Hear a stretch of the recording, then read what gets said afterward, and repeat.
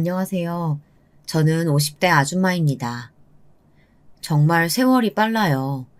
결혼하고 정신없이 자식 낳아 키운 게 엊그제 같은데 벌써 다 큰 딸이 월급 받았다고 맛있는 것도 사주고 남자친구 생겼다고 신나서 이야기하는 걸 보면 신기하기만 하답니다. 여기까지 들으면 제가 참 평범한 대한민국 아줌마 같네요. 하지만 저는 그렇게 평범하게 살아온 사람은 아닙니다. 어린 시절도 결혼 생활도 녹록치가 않았어요. 저희 아버지는 여러 면에서 참 대단하신 분이었어요. 시골 동네기는 했어도 대대로 동네에서 알아주는 집안의 외아들이셨는데 어릴 때부터 도련님 소리를 들으며 자라서 그런지 정말 이기적이고 자기 자신밖에 모르는 분이셨죠. 저는 아버지가 너무 싫었어요. 돈 많이 벌고 재산이 많으면 뭐 하겠어요. 마누라는커녕 자식까지도 항상 뒷전인 분인데요. 어느 정도였냐면 저는 매일 밤 엄마가 도망가기라도 할까봐 무서워서 어머니 옷깃을 붙들고 잤어요. 어린애가 보기에도 아버지 같은 사람하고 어머니가 살기 싫을 것 같다고 생각했던 것 같아요. 왜냐고요? 누가 봐도 아버지는 망나니였어요. 어머니가 딸을 낳았다는 이유만으로 구박하고 쉴 새 없이 바람 피우는 것도 모자라서 술을 먹고 들어오면 어머니 몸에 손찌검까지 하셨어요.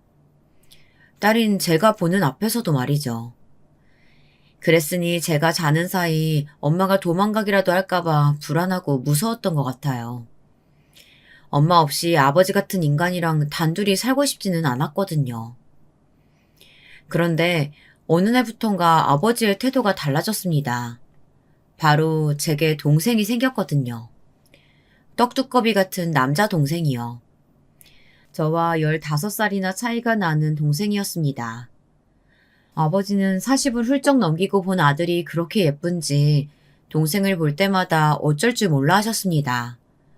저는 자연스럽게 아버지에게 찬밥이 되었어요. 아버지는 어머니가 하시던 집안일을 갑자기 제게 시켰어요. 설거지니 청소니 하는 집안일을 저에게 시킨 건 다반사였고 멀쩡히 세탁기가 있는데도 손빨래까지 시켰죠. 당연히 엄마는 할 필요 없다고 하셨어요.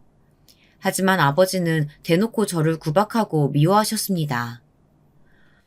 엄마가 동생 키우느라 힘든데 걔집애가 집안일을 도울 생각을 해야지. 매일 그렇게 뒹굴뒹굴하고 있으면 되겠어? 이 정도 집안일은 여자면 다 미리부터 배워놔야 되는 거야. 나중에 네가 시집가서 집안일도 제대로 못 해봐라. 부모가 뭘 가르쳤냐고 시부모가 친정부모 욕하지 않겠어? 아버지는 어린 딸에게 집안일 좀 시키겠다고 참 말도 안 되는 핑계를 댔습니다. 그런 걱정할 필요 없어요. 난 절대 시집 안 갈 거니까. 행여나 시집 갔다가 아버지 같은 남자 만나면 어떡해요. 저는 얼른 어른이 되고 싶었습니다.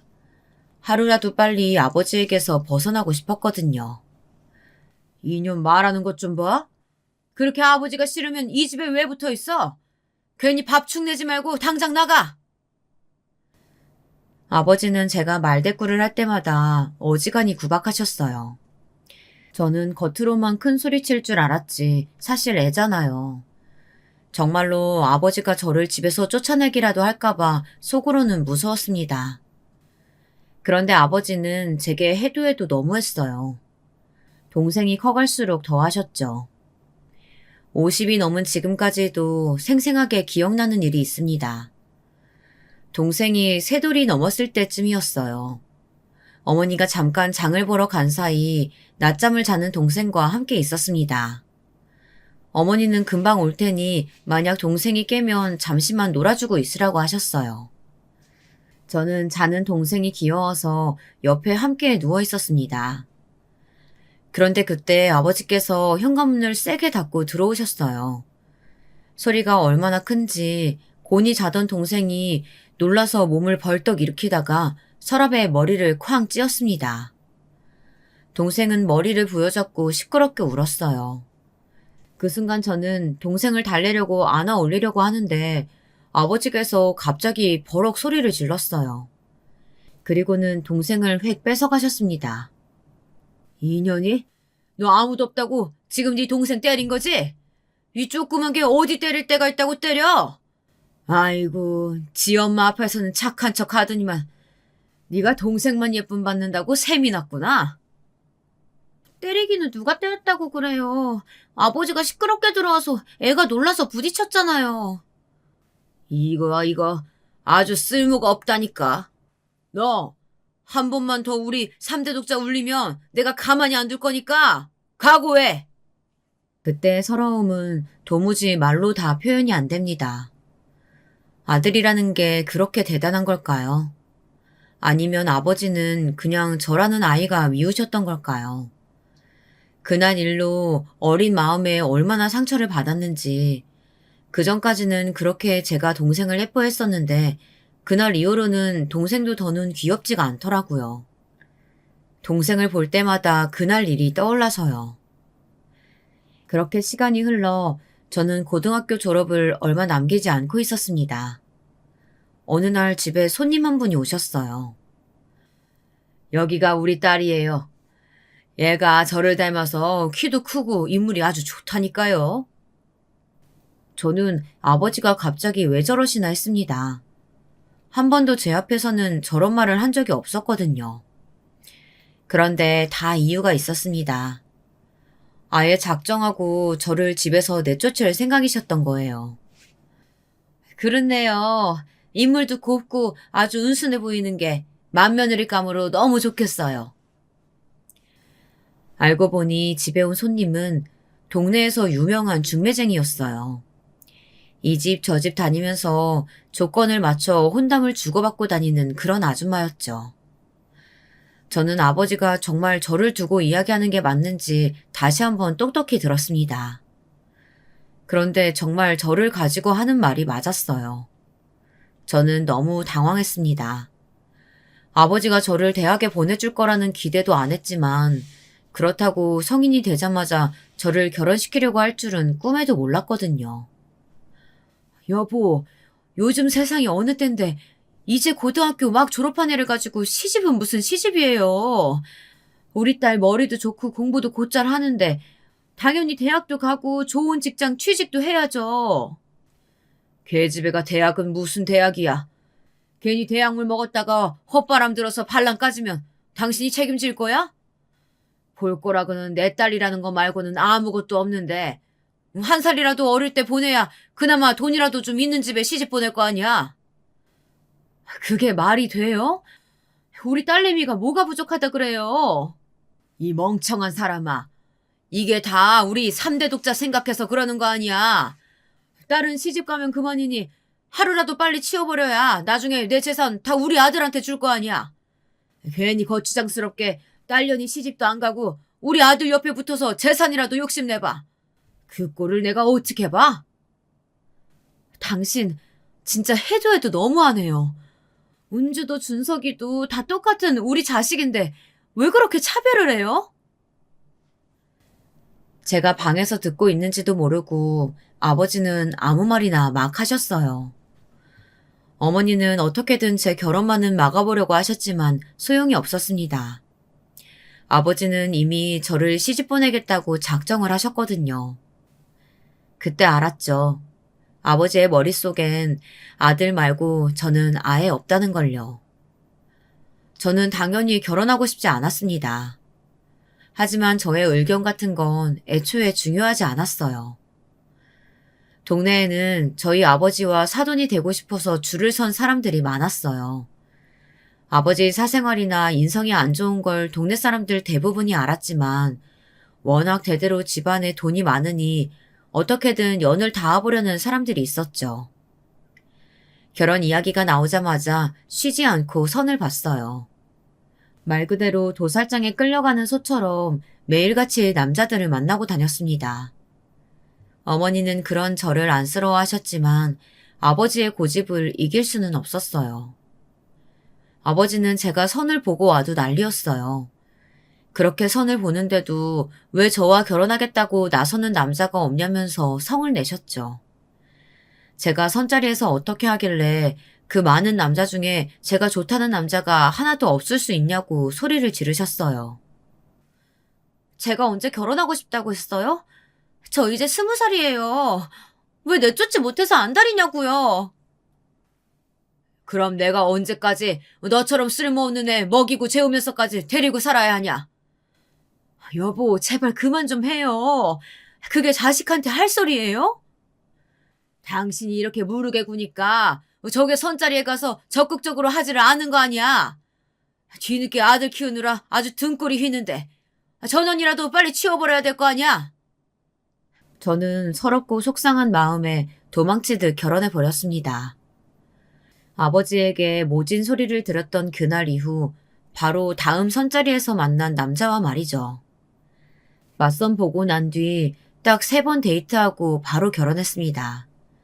어떤 남자인지 뭐라는 남자인지도 잘 모르면서 그냥 아무 생각 없이 결혼해버렸어요. 제 실수였죠. 처음엔 뭣도 모르고 지옥 같았던 그 집에서 벗어났다는 것만으로도 행복했어요. 하지만 그 행복은 길지 않았습니다. 당연한 일이었죠. 결혼 전 딱 3번 만난 남자와 결혼했으니 제 결혼 생활이 평탄할 리 없었습니다. 제 남편은 저희 아버지만큼이나 최악이었어요. 아버지를 피해서 시집을 왔는데 아버지보다 더한 인간을 만나고 만 거죠. 아버지는 아무리 인간성이 더러웠어도 그나마 돈은 잘 벌었어요. 하지만 제 남편은 인간성도 덜 떨어진 주제에 돈 버는 재주도 없었습니다. 시부모님은 결혼 전부터 고깃집을 운영하셨어요. 시부모님은 남편에게 가게에 나와서 몇 년만 일을 배우면 가게를 물려주신다고까지 했는데 남편은 그마저도 나가질 않았습니다. 그럼 남편은 뭘 했냐고요? 정말 아무것도 하지 않았어요. 한량처럼 매일 먹고 놀기만 했습니다. 아시죠? 꼭 그런 남자들이 꿈만 크고 허세만 부릴 줄 알잖아요. 항상 인생은 한 방이라면서 노름에서 벗어나질 못했고 돈도 없으면서 여기저기 빚만 지고 다녔어요. 그 사고를 제가 수습하고 다니느라 바빴습니다. 시부모님께 손 벌리는 일도 허다했죠. 아버님이 또 전화했어요. 이번 주에도 가게 안 나오면 당신이 진 빚 절대 안 갚아줄 거니까 꿈도 꾸지 말래요. 그런 소리 듣고도 너는 가만히 있었어? 내가 몸이 약해서 가게 일은 절대 못한다고 말했잖아. 허리도 아파 죽겠는데 하루 종일 서서 장사를 어떻게 해? 허리가 그렇게 아픈 사람이 하루 종일 도박판에 앉아서 놀으면 도대체 어떻게 하는 거예요? 그리고 이번 달 생활비는 어떻게 할 거예요? 지금 당장 애 기저귀 살 돈도 없는데. 생활비 없으면 네가 친정에 가서 받아오면 될 거 아니야. 부저 친정 아버지 뒀다가 어디다 써? 이럴 때 쓰는 거지. 우리 생활비를 왜 친정에서 가져와요? 가장인 당신이 벌어와야지. 저는 복이 없어도 어떻게 이렇게 복이 없을 수가 있을까요? 잘못한 것도 없이 욕먹고 구박받는 건 그냥 제 팔자인가 봅니다. 결혼 전과 결혼 후에도 변한 게 없었어요. 그나마 제가 버티고 살 수 있었던 건 자식 때문이었습니다. 제게는 눈에 넣어도 아프지 않을 소중한 딸이 하나 있었습니다. 거지 같은 남편이라도 참고 살 수 있었던 건 남편은 딸아이라면 끔찍했다는 겁니다. 저희 아버지와는 다르게 말이죠. 저와 남편은 사이는 별로였어도 딸 하나만큼은 보란듯이 곱게 키웠습니다. 거지 같고 지긋지긋한 남편이라도 딸아이에게는 다정하고 재미있는 아버지이다 보니 저는 어떻게든 이 결혼 생활을 유지하고 살아야 한다고 생각했어요. 적어도 제 딸아이는 저처럼 아버지를 원망하면서 살기를 바라지는 않았거든요. 그래서 저는 딸아이 앞에서는 항상 행복한 척하며 살았습니다. 남편과도 싸우지 않기 위해서 노력하면서 살았어요. 그러니 자연스레 제가 많이 참고 살 수밖에 없었죠. 하지만 제가 참으면 참을수록 남편은 점점 더 도가 지나쳤습니다. 월급 받았지? 나 잠깐 나갔다 오게 돈 좀 줘. 월급 받으면 뭐해요? 나갈 데가 얼마나 많은데. 돈 필요하면 당신이 나가서 벌어와요. 이 예편 내가 쥐꼬리만한 돈 좀 벌어온다고 어디서 유세야? 빨리 돈 안 내놔? 네가 자꾸 돈 가지고 이렇게 치사하게 굴면 내가 장인한테 가서 돈 달라고 할 수밖에 없어. 아버지가 그렇게 호락호락해 보여요? 우리 아버지 돈 달란다고 아무한테나 돈 주는 그런 허구 아니에요. 내가 왜 아무나야? 대단하신 우리 장인의 하나뿐인 사위인데. 남편은 아무래도 제 친정의 배경만 보고 냅다 저와 결혼한 것 같았어요. 처가닥 보면서 평생 놀고 먹으려고요. 제 남편이지만 참 지긋지긋한 인간이었습니다. 저는 정말로 남편이 저의 아버지를 찾아갈 거라고는 생각도 못했어요. 남편은 틈만 나면 저희 친정아버지를 찾아가 돈을 받았어요. 안 봐도 뻔했죠. 남편은 항상 딸아이 핑계를 대며 아버지에게 돈을 받아오는 것 같더라고요. 저희 아버지 아시죠? 아무리 돈이 많아도 딸한테 쓰는 돈은 조금이라도 아까워하시는 분이요. 그랬으니 제 남편한테 돈을 줄 때마다 저를 못살게 구셨습니다. 저는 아버지의 말도 안 되는 잔소리가 듣기 싫어서 더 말도 안 되는 소리로 받아쳤어요. 이게 다 아버지한테 배운 거였죠. 아버지와는 제가 결혼하고 나서 1년에 딱 2번 명절에만 만났는데도 아버지는 저를 볼 때마다 한심해 하셨어요. 저도 그런 아버지를 볼 때마다 치가 떨리게 싫었고요. 아버지는 나이가 들수록 저를 없는 자식 취급하고 동생인 아들만 챙기셨어요. 저야 어릴 때부터 이미 익숙한 일이다 보니 아무렇지 않았지만 남편은 늘 불만이 많았습니다.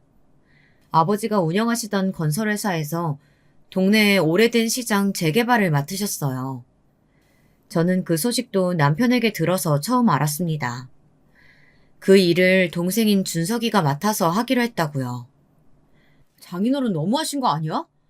버젓이 맞사이가 여기 있는데 어떻게 나한테는 회사 일을 아예 맡기실 생각도 안 하시고 아무것도 모르는 새파랗게 어린 처남한테 맡기신다는 거야.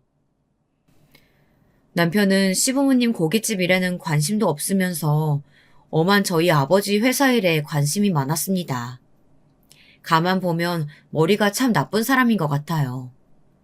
딱 봐도 아버지께서 저를 예뻐하지도 않는데 사위까지 챙기실 리가 없잖아요.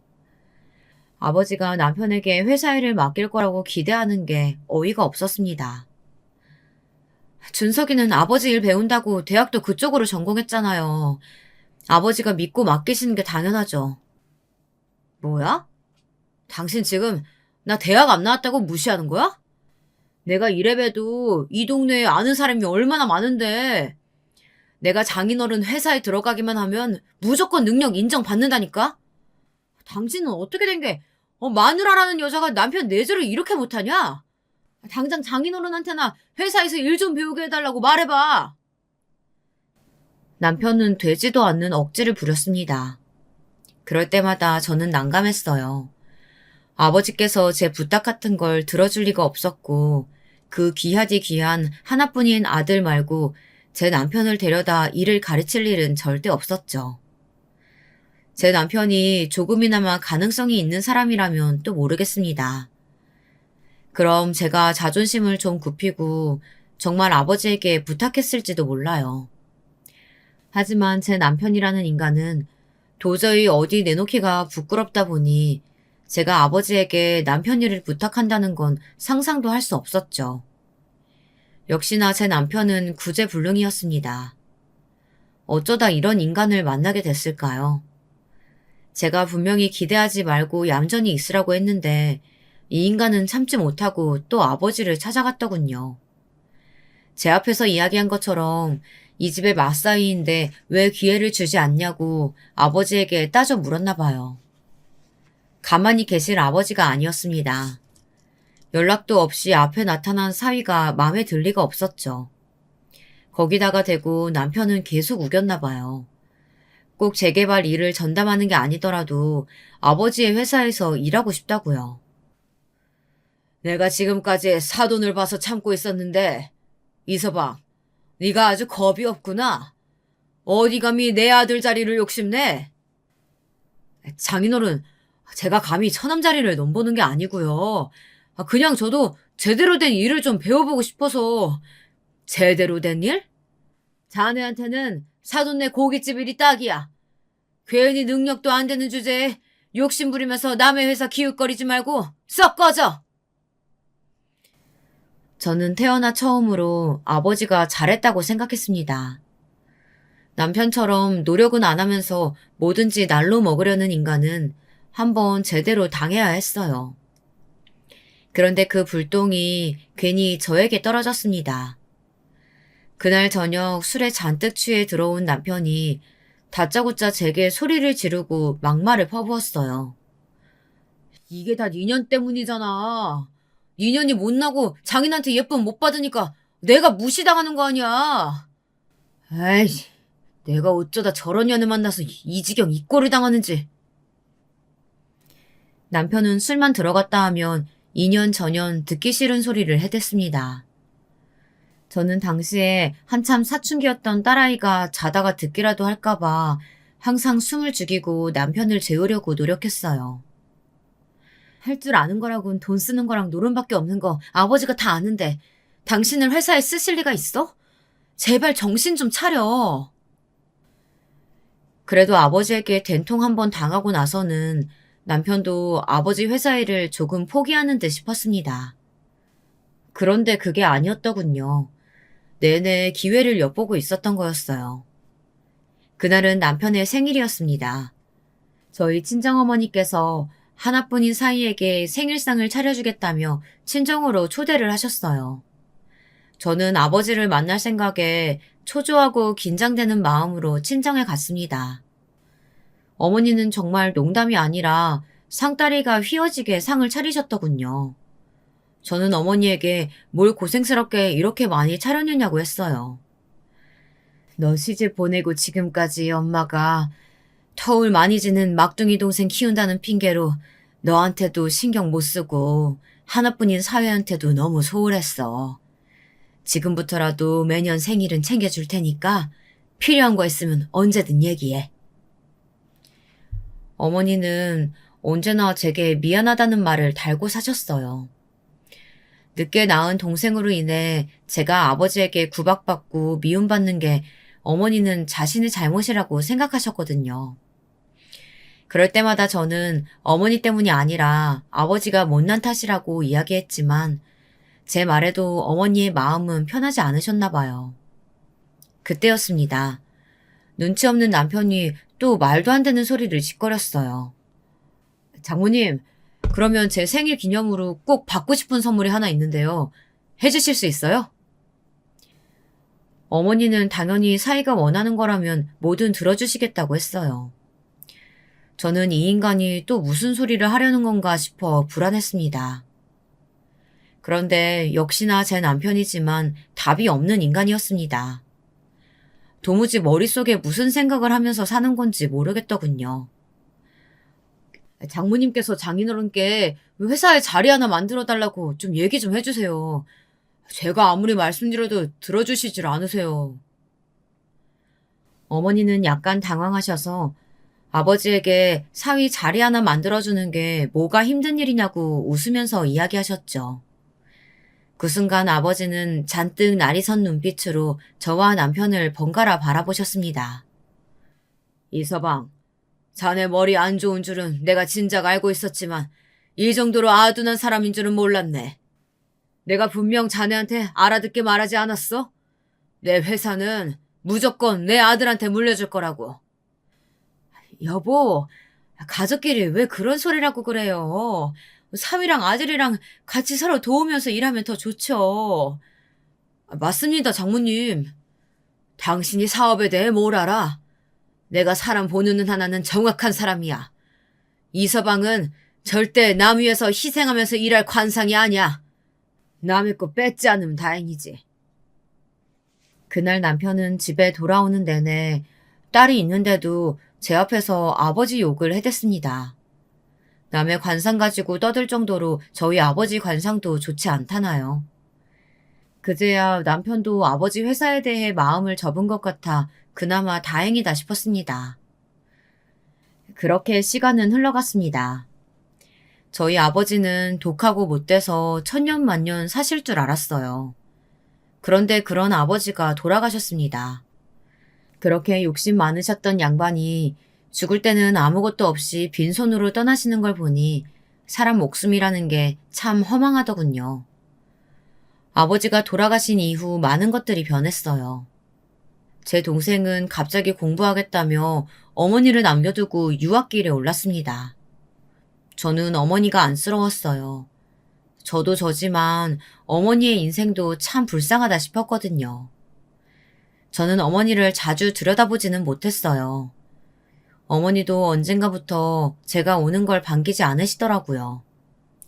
그래도 저는 명절만이라도 함께 보내고 싶어서 명절에는 항상 어머니를 뵈러 갔습니다. 장가도 안 간 아들놈도 나보러 안 오는데 네가 여기를 뭐하러 와? 멀고 힘들 텐데 이제 안 와도 돼. 엄마는 서운하게 무슨 그런 말을 해. 그래도 친정 식구라고 엄마랑 동생밖에 없는데 명절에라도 얼굴 봐야지. 저도 가끔 거울을 볼 때마다 놀라요. 제가 벌써 50이라는 게요. 그런데 저의 얼굴보다도 더 놀랍고 슬픈 건 어머니의 얼굴이었습니다. 곱고 탱탱했던 어머니의 얼굴이 어느새 그렇게 늙고 쭈글쭈글해졌는지 모르겠어요. 어머니의 얼굴을 볼 때마다 저는 마음이 울컥했습니다. 그러던 와중에 남편이라는 인간이 아주 대형 사고를 쳤어요. 저는 당시에 시부모님 가게에서 일을 도와드리고 있었어요. 시부모님도 이제 연세가 많아서 두 분이 가게를 운영하기 힘들어 하셨거든요. 모르는 번호로 계속 전화가 오길래 안 받으려다가 받았더니 글쎄 경찰서였습니다. 남편분이 불법 도박장 사건에 연루됐으니 지금 당장 경찰서에 오라고 하더라고요. 저는 시아버지와 함께 급하게 경찰서로 갔습니다. 그런데 남편 얼굴이 아주 말이 아니더라고요. 여러 명에게 맞았는지 얼굴이며 몸이며 멍투성이에 성한 곳이 없었어요. 아이고 경찰 양반, 우리 아들 얼굴이 왜 이 모양이에요? 시아버지도 50도 한참 넘은 아들 얼굴을 보자마자 안쓰러워서 난리가 나셨죠. 저는 사실 놀랍지도 않았습니다. 또 어디서 도박이나 하다가 싸움이 붙어서 한바탕 했을 게 뻔하니까요. 역시나 제 생각이 맞았습니다. 불법 카지노처럼 된 도박장에 간 남편은 함께 도박한 일행들에게 당한 거였어요. 알고 보니 함께 도박한 일행들이 제 남편만 빼고 다 같은 한패였던 거죠. 여러 명이 제 남편을 속이겠다고 처음부터 작정하고 사기 도박을 한 거였어요. 연거푸 돈을 잃은 남편이 중간에 눈치를 채고 판을 뒤집고 난리를 치자 이 사기꾼들이 단체로 남편을 때렸다네요. 그래서 온몸을 맞은 남편이 화장실에 숨어서 경찰에 신고한 거고요.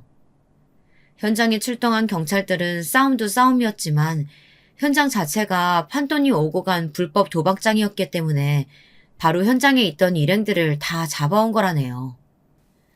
다행히 그날은 조사만 받고 경찰서에서 금방 풀려났습니다. 하지만 저는 남편이 너무 한심했어요. 시아버지도 마찬가지였고요. 너는 도대체 언제 정신 차릴래? 내가 너 때문에 우리 며느리랑 손녀보기가 부끄러워 죽겠다. 이제 그놈의 노름에서 손 좀 떼고 가게 나와서 일이나 해. 뜨거운 불 앞에서 고기 굽는 건 죽어도 싫다니까요. 아이, 멍청한 년. 너는 경찰서에 혼자 오면 될 걸 굳이 왜 다 늙은 아버지까지 끌고 오고 난리야. 남편 망신당하는 꼴을 꼭 시아버지에게 보여야 속이 시원하겠냐? 너 이 새끼 어디서 감히 마누라한테 연소리를 해? 너 내가 그렇게 가르쳤어? 다 늙어서 어디 한번 아버지한테 맞아 좀 볼래? 시아버지는 제게 너무 미안해하셨어요. 하지만 저는 하도 많이 듣고 당해서 그런지 아무렇지도 않았습니다. 오히려 남편 말대로 괜히 마음 약하신 시아버지를 모시고 왔나 싶더군요. 됐어요, 아버님. 하루 이틀 일도 아닌데요, 뭐. 당신 한 번만 더 이런 일 있으면 당신 딸한테 말해버릴 테니까 이제 좀 제발 정신 차려요. 뭐야? 내 딸한테 괜한 소리만 했단 봐. 내가 너 가만히 안 둬? 못난 남편 길들이는 방법은 이미 알고 있었습니다. 이 인간이 철은 없어도 딸이라면 아주 끔찍했어요. 혹여나 딸이 아빠가 경찰서에 갔다 온 사실을 알게 될까봐 제게 입단속을 시켰습니다. 저는 아버지가 돌아가셨다는 사실을 깜빡 잊고 살 정도로 정신없이 살았습니다. 철딱선이 없는 남편 뒷지닥거리에 하루아침에 혼자가 된 어머니가 신경 쓰였죠. 어느 날이었습니다. 집에서 텔레비전을 보는데 갑자기 뉴스 속보가 나왔어요. 지방에 비가 많이 와서 곳곳이 침수되고 산사태 위험이 있다는 뉴스였죠. 자세히 보니 저희 어머니가 계시는 친정에서 가까운 곳이었어요. 저는 걱정되는 마음에 곧바로 어머니에게 연락을 드렸습니다. 집도 워낙 오래된 집이라 괜찮을까 싶더라고요. 핸드폰을 들고 있는 내내 마음을 졸였습니다. 어머니께서 전화를 안 받는 게 너무 무서웠어요. 그런데 계속 통화가 안 되더라고요. 너무 걱정됐습니다. 갈 때마다 귀찮게 뭐하러 오냐고 하시기야 했지만 그래도 제가 전화하면 꼬박꼬박 받으셨거든요. 저는 고민할 거 없이 곧바로 친정집으로 내려갔습니다. 그런데 제 예상이 맞았어요. 글쎄 그 오래된 집이 빗물에 토사가 밀려들어와 쑥대밭이 되어 있더라고요. 다행히 집안에는 아무도 없었습니다. 저는 동네를 뛰어다니며 어머니의 소식을 아시는 분이 있는지 알아보러 다녔어요. 다행히도 우연히 만난 동네분이 비 피해로 대부분의 동네 주민들이 마을회관에 모여 있다는 이야기를 들었습니다. 저는 곧바로 마을회관으로 달려갔어요. 다행히도 그곳에 어머니가 계셨어요.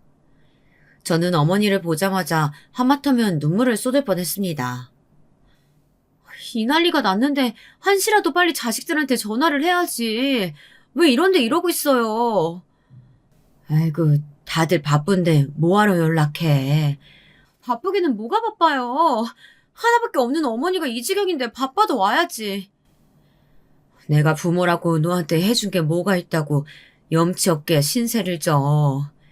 내 걱정은 하지 말고 얼른 집에 가. 내가 어떻게 혼자 집에를 가요. 빨리 들어가서 짐 가지고 나와요. 나랑 같이 우리 집으로 가게. 가긴 내가 왜 너희 집으로 가. 됐어. 비만 그치면 도청에서 나와서 바로 집 정리 도와준다고 했으니까 그때까지만 마을회관에서 지내면 돼. 저는 어떻게든 어머니를 모시고 집으로 오고 싶었지만 어머니는 사이가 있는데 당연히 말도 안 되는 소리라고 난리를 치셨어요. 저는 어쩔 수 없이 혼자 집에 돌아왔습니다. 그런데 아무래도 마음에 걸려서 어머니에게 돈이라도 붙였어요. 그러자 어머니에게 바로 전화가 왔더라고요. 아이고, 너 미쳤어? 왜 갑자기 엄마한테 100만 원을 보내고 그래? 이서방이 알면 가만히 있겠어? 돈 다시 붙여줄 테니까 괜한 짓 하지 말어. 엄마나 좀 그만 좀 해요. 당연히 이서방이 보내주라고 해서 보낸 거야. 그러니까 잔말 말고 그냥 써요. 괜히 돈 아낀다고 아무거나 먹지 말고 따뜻하고 맛있는 걸로 사드세요. 저는 속상하다 못해 화가 났습니다. 젊어서는 그렇게 남편 눈치 보며 사시더니만 이제는 하다하다 사위 눈치까지 보시니 저도 모르게 욱하더라고요. 그래서 제 남편도 알고 있다고 거짓말을 했어요. 그래야 어머니 마음이 조금이나마 편하실 것 같아서요. 어머니 성격에 남편 몰래 드리는 돈이라고 하면 절대 받을 리 없으니까요. 저는 구분등으로 절뚝거리며 마을 회관 안으로 들어가는 어머니의 뒷모습이 한참 동안 잊혀지질 않았습니다. 그날 밤은 밤새도록 속상한 마음에 잠을 한숨도 자지 못했습니다. 그런데 예상치도 못한 일이 벌어졌어요. 다음날 제가 집에 들어갔더니 거실에 제 짐을 누가 다 던져놨더라고요. 그 모습에 놀라서 설마 도둑이라도 들었나 싶었습니다. 그런데 그 순간 남편이 씩씩거리면서 방에서 나왔어요. 이 여우 같은 년, 감히 너희 집구석에 돈을 보내? 네가 그러고도 무서워할 줄 알았어? 남편은 어떻게 알았는지 제가 어머니에게 돈을 보내드린 걸 알고 있더라고요. 애초에 당신 돈도 아니었는데 내가 친정에 돈을 주던 말던 무슨 상관이야. 뭐야? 이에펜나가 미쳤나? 내가 돈 내놓으라고 할 때는 돈 없다고 딱 잡아떼더니만 어디서 돈이 나서 100만 원이나 친정으로 빼돌려. 남편은 제가 100만 원을 보낸 것까지 알고 있었어요. 아, 이제야 알겠다. 네가 매일 돈 없다고 징징대던 게 돈 버는 족족 친정에 퍼다 날라서 돈이 없던 거였구나. 내가 이럴 줄 알았어. 장인어른이 죽으면서 재산 다 처남한테 줬지? 그래서 이게 지 엄마 버리고 외국으로 도망간 거였어. 못나도 너무 못난 남편은 이제 하다하다 의심병까지 생겼는지 있지도 않은 일까지 의심하며 사람을 들들 볶더군요. 말도 안 되는 소리로 괜한 사람 잡지 마. 내가 친정에 돈을 퍼주든 어쩌든 당신하고는 아무 상관없는 일이니까 신경 꺼. 어떻게 알았나 싶더니만 남편이라는 이 인간이 뉴스에서 나오는 속보를 보고 어머니에게 연락을 했나 봐요. 그래도 꼴의 사위라고 걱정이 돼서 그랬냐고요? 그럴 리가 없죠. 이 인간이 전화한 이유는 딱 하나였습니다. 저희 친정집이요. 그 집이 걱정돼서 그런 거였죠.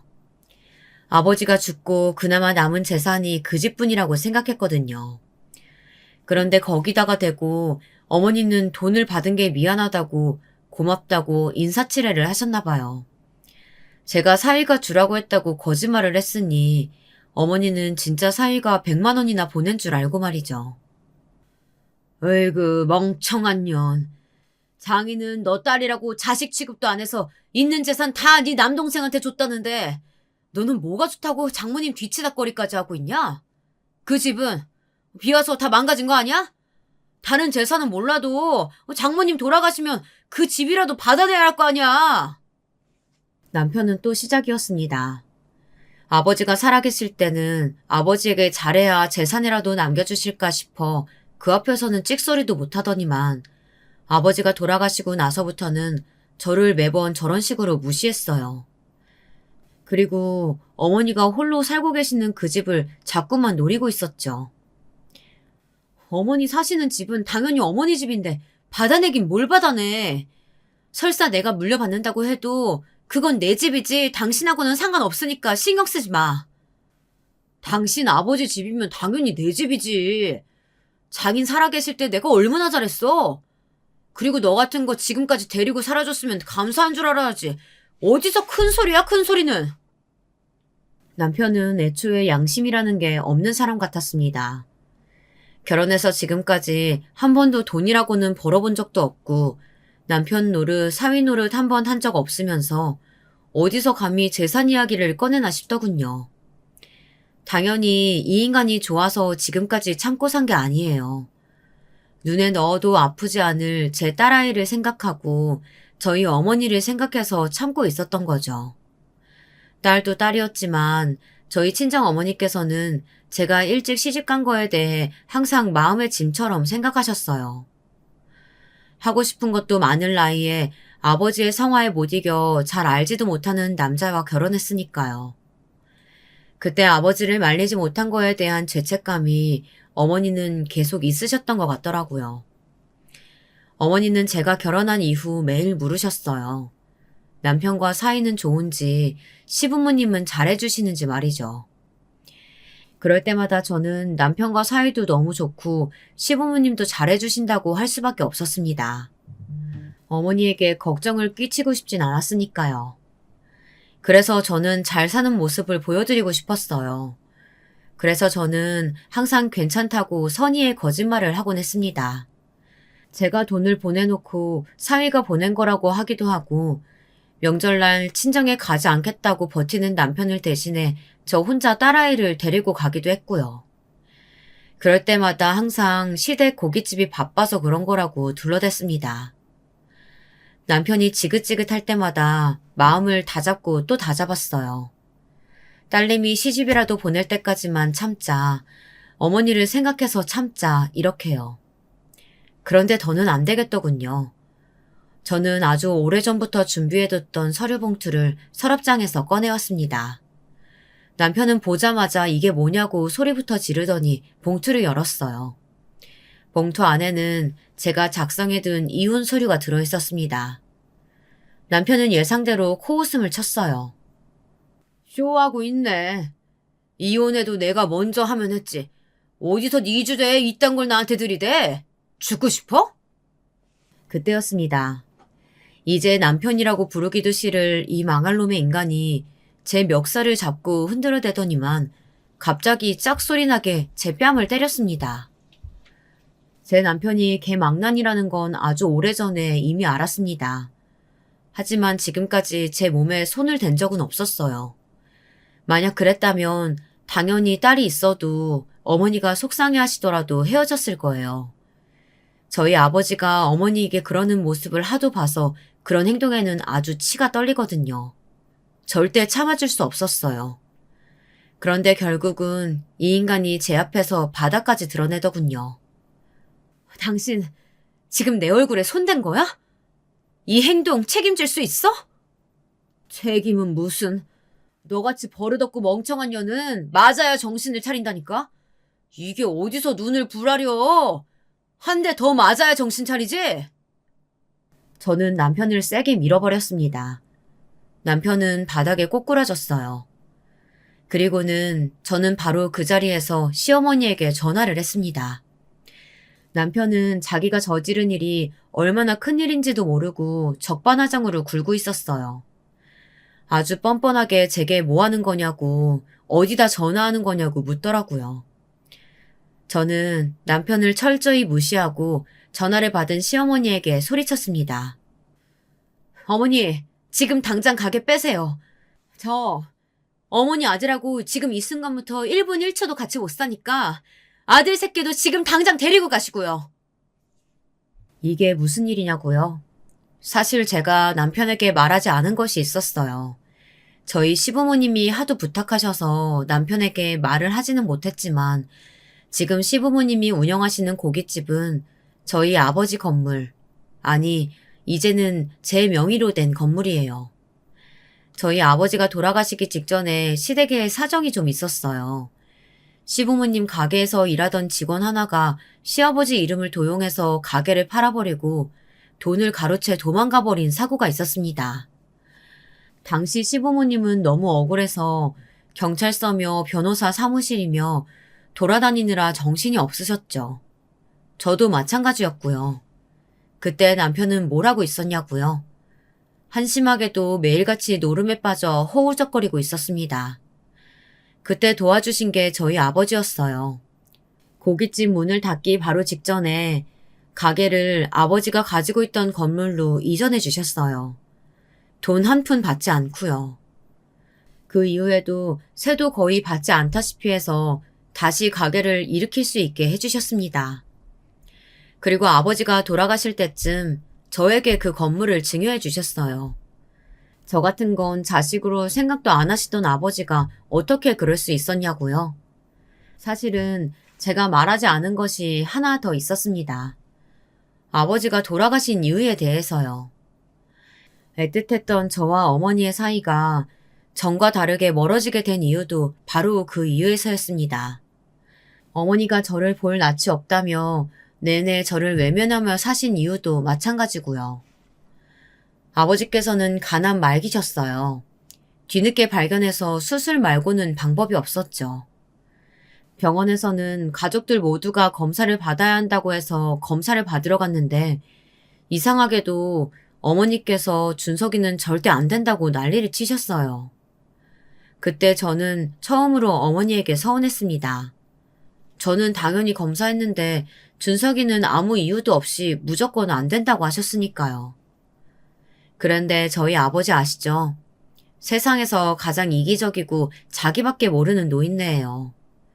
그러다 보니 아무리 귀한 아들이라도 무조건 검사를 받으라고 했어요. 지금 당장 본인 수술이 급하셨으니까요. 그런데 아버지의 병이 아니었다면 평생 밝혀지지 않을 일이 밝혀지고야 말았습니다. 아버지는 A형, 어머니는 O형이었고 저는 A형이에요.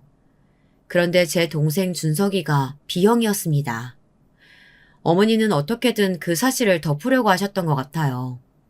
하지만 눈치가 빠른 아버지가 뭔가 이상하다 싶었는지 준석이를 데리고 따로 검사를 다시 하셨더라고요.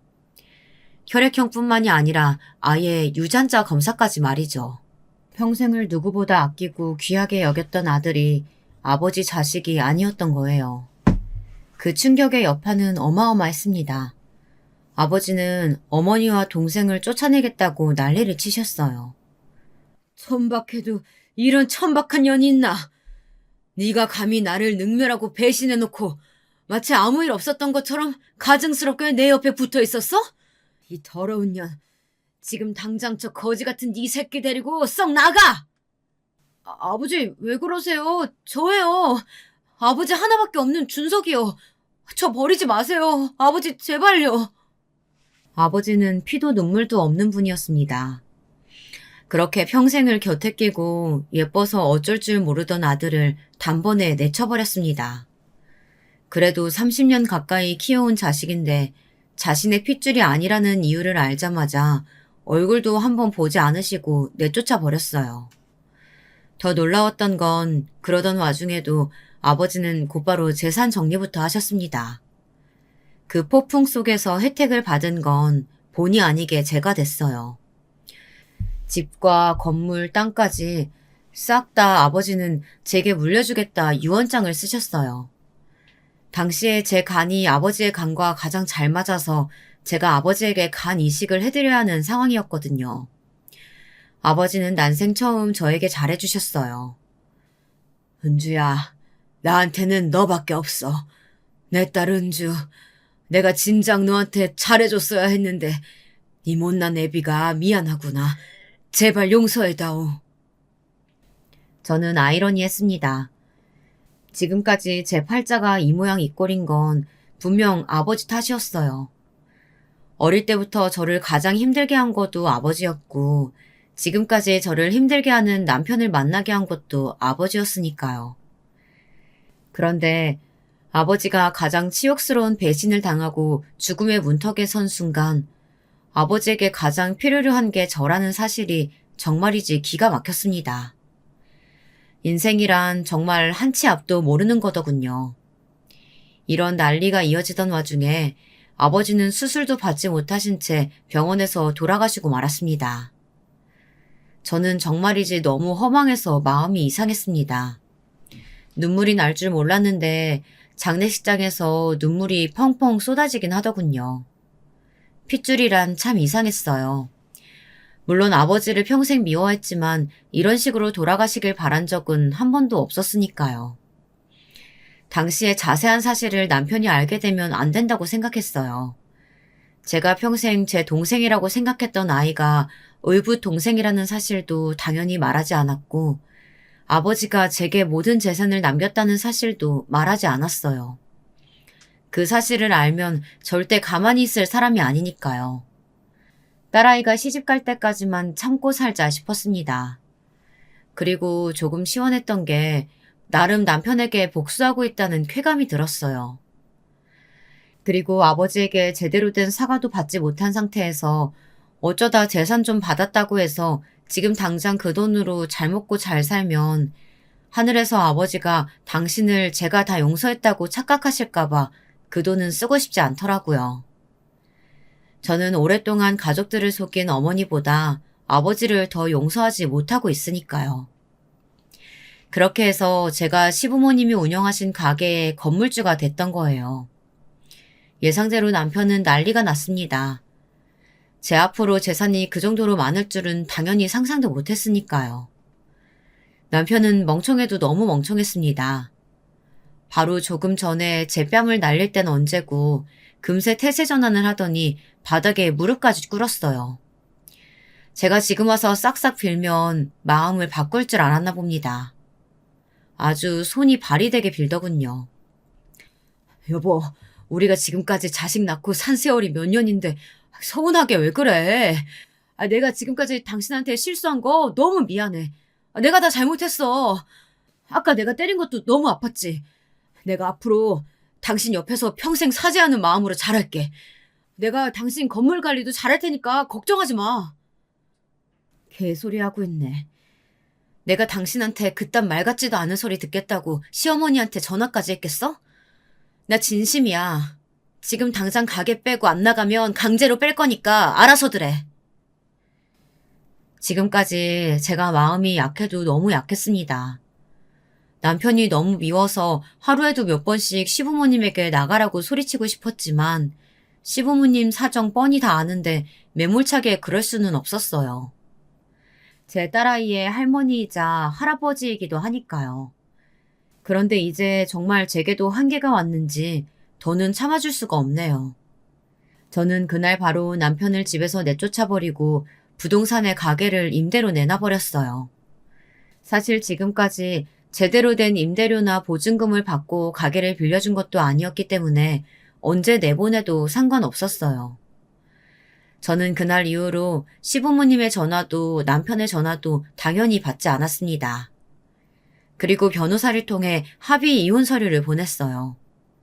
사실 남편은 결혼 생활 내내 이 결혼을 유지하기 위해 한 게 아무것도 없었어요.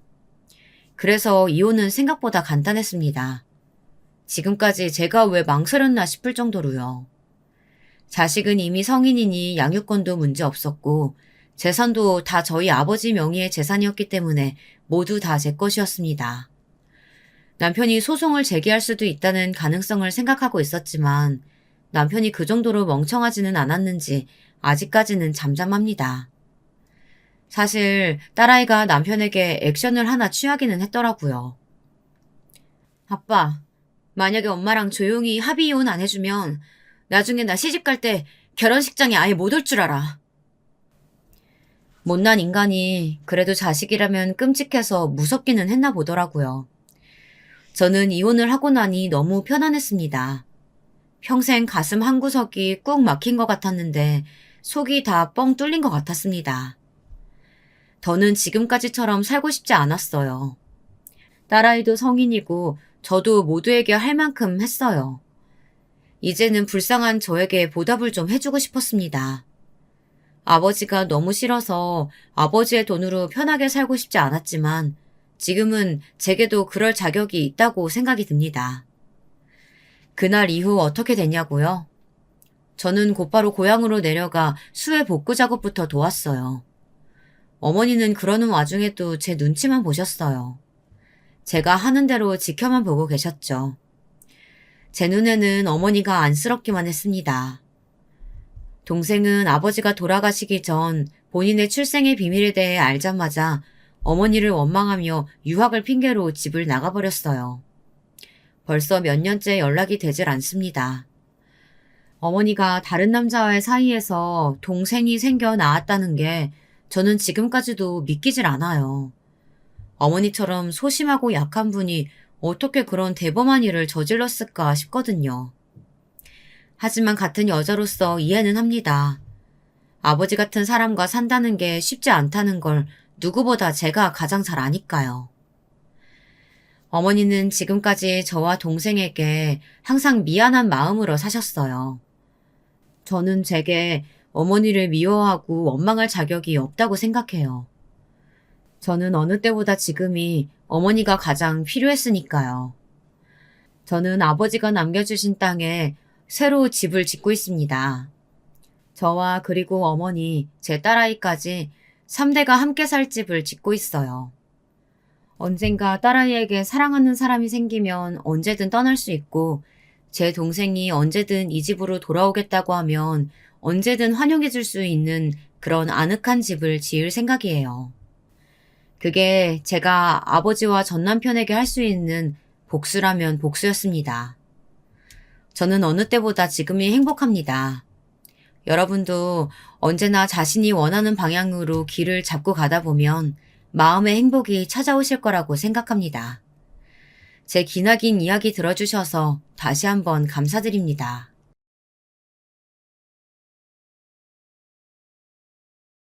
안녕하세요.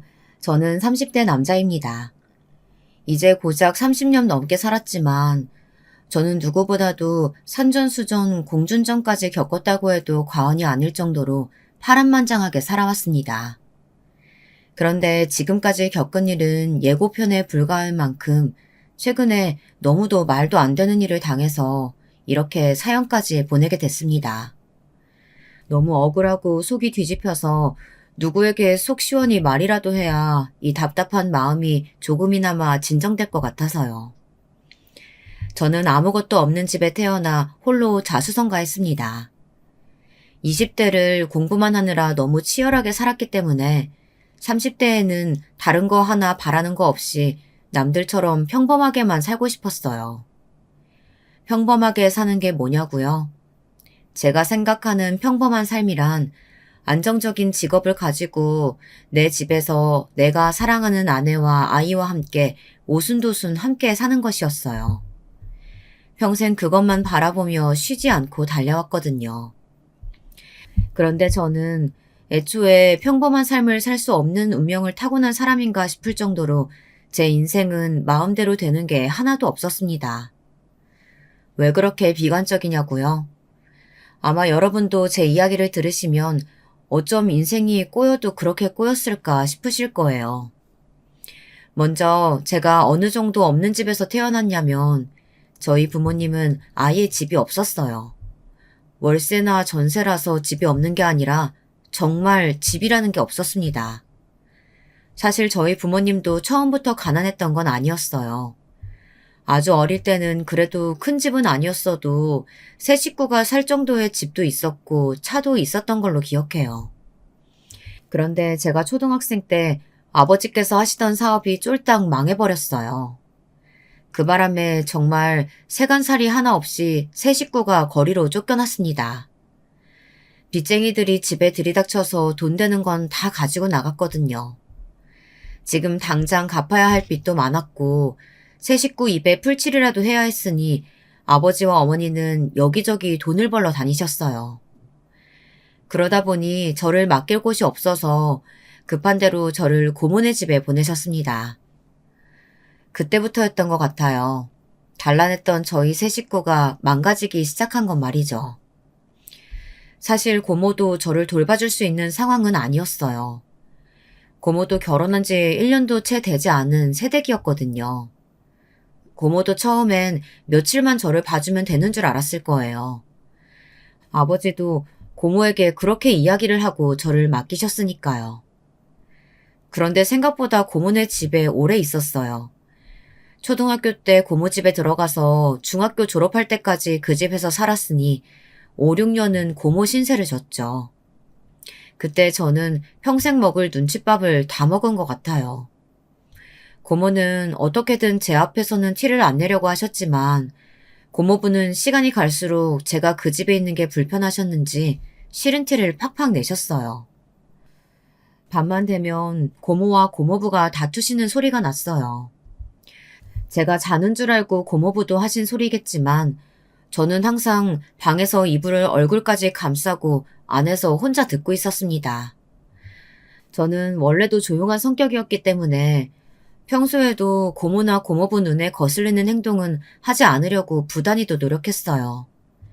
그러다 보니 밤마다 들리는 고모부의 불만 섞인 말에 저는 점점 더 말이 없어졌고 고모와 고모부 눈치를 보느라 주눅이 들어 있었습니다. 저는 고모네 집에 살았던 그 몇 년을 떠올리면 다른 기억은 하나도 없었어요. 오로지 고모부 눈치만 보며 피해 다녔던 기억만 나요. 고모부가 출근하시기 전에 일찍 일어나서 먼저 학교에 갔어요. 그리고 고모부가 퇴근하고 오시기 전에 얼른 저녁을 먹고 방에 들어가서 아예 방 밖으로 나오질 않았죠. 아버지 어머니가 데리러 올 날만을 기다리면서요. 저도 당연히 1, 2년만 참고 기다리면 부모님이 데리러 올 줄 알았는데 그렇게 시간이 오래 걸릴 줄은 몰랐습니다. 부모님도 아마 사정이 있으셨을 거예요. 당시에 어머니 아버지도 떨어져서 살고 계셨거든요. 툭하면 빚쟁이들이 찾아왔기 때문에 한 곳에 계실 수가 없었던 것 같아요.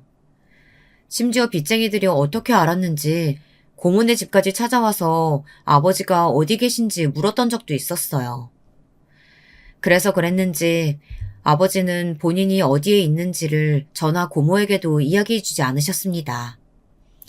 그래도 빚을 갚으려고 많이 노력하시는 것 같았어요.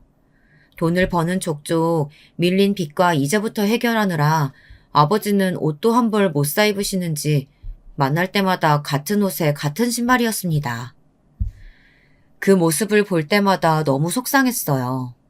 제가 아버지에게 일하는 게 힘들진 않으신지 물어도 아버지는 항상 괜찮다고만 하셨죠.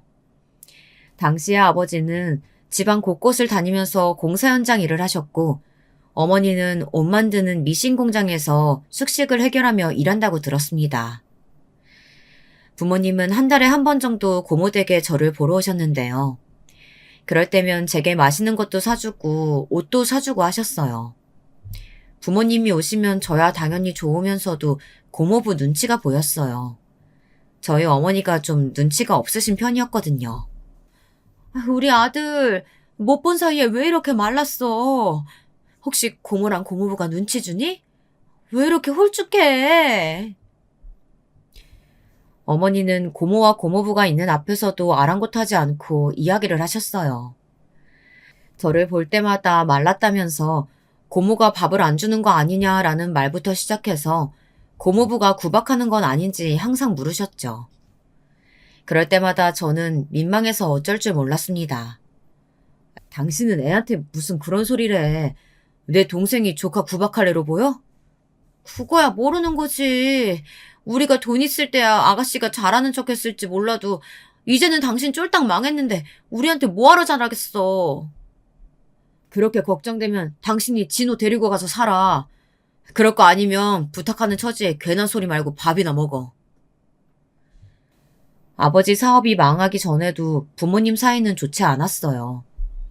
두 분은 자식인 제가 보기에도 맞는 게 하나도 없었습니다. 가끔 보면 어떻게 만나서 자식까지 낳고 사셨을까 싶을 정도로 말이죠. 아버지는 가난한 집 장남으로 내내 가장으로 살아오신 분이어서 그런지 고지식하고 무뚝뚝한 분이셨어요. 어머니는 딸이 귀한 집 막내딸로 자라서 세상 물정이라고는 모르셨고요.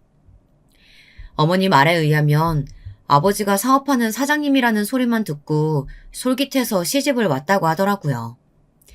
아버지랑 살면 평생 먹고 살 걱정은 없겠다 싶어서요. 그런데 사업이 망해버린 거죠. 아버지나 저도 이 상황이 힘든 건 당연했지만 누구보다 이 상황을 힘들어하고 견디지 못한 건 어머니였어요. 곱게만 살아오셨던 어머니는 그때까지도 돈 버는 일이라고는 한 번도 해본 적이 없었어요. 하루아침에 집도 절도 없이 떠돌아다니며 돈까지 벌어야 했으니 당연히 힘드셨을 만합니다. 으이그, 이 인간이 사업 말아먹고 처자식 고생시키는 주제에 입만 살아서 어디서 큰 소리야. 내가 당신 때문에 지금 얼마나 고생을 하고 있는데. 지금까지 내 덕에 온갖 사치 부리고 사모님 흉내내면서 잘 살았으면 됐지. 나더러 더 어떻게 하란 소리야. 저는 다른 거보다도 만나기만 하면 싸우는 부모님이 더 걱정됐습니다. 힘들 때일수록 가족들이 똘똘 뭉쳐서 서로를 위해줘야 한다고 생각했는데 부모님 두 분 다 너무 힘들어하시는 것 같아서 저는 불안했어요. 이대로 영영 셋이 함께 살지 못할까 봐요. 제가 할 수 있는 거라고는 저는 괜찮다고 잘 지내고 있다고 말하는 것뿐이었습니다. 엄마, 아빠, 저는 정말 괜찮아요. 고모랑 고모부 저한테 너무 잘해주세요. 그러니까 제 걱정은 하지 마시고 두 분이나 식사 잘 챙겨 드시고 다치지 마세요. 어린 마음에 그럴 수밖에 없었던 게 어머니는 따로 살기 시작하고서는 제게 전화도 잘 안 하시고 고모네 집에도 저를 보러 거의 오시지 않았어요. 항상 일이 바쁘다고 하시면서요. 그렇게 시간이 흘러 저는 고모댁에서 중학교까지 다니게 됐습니다.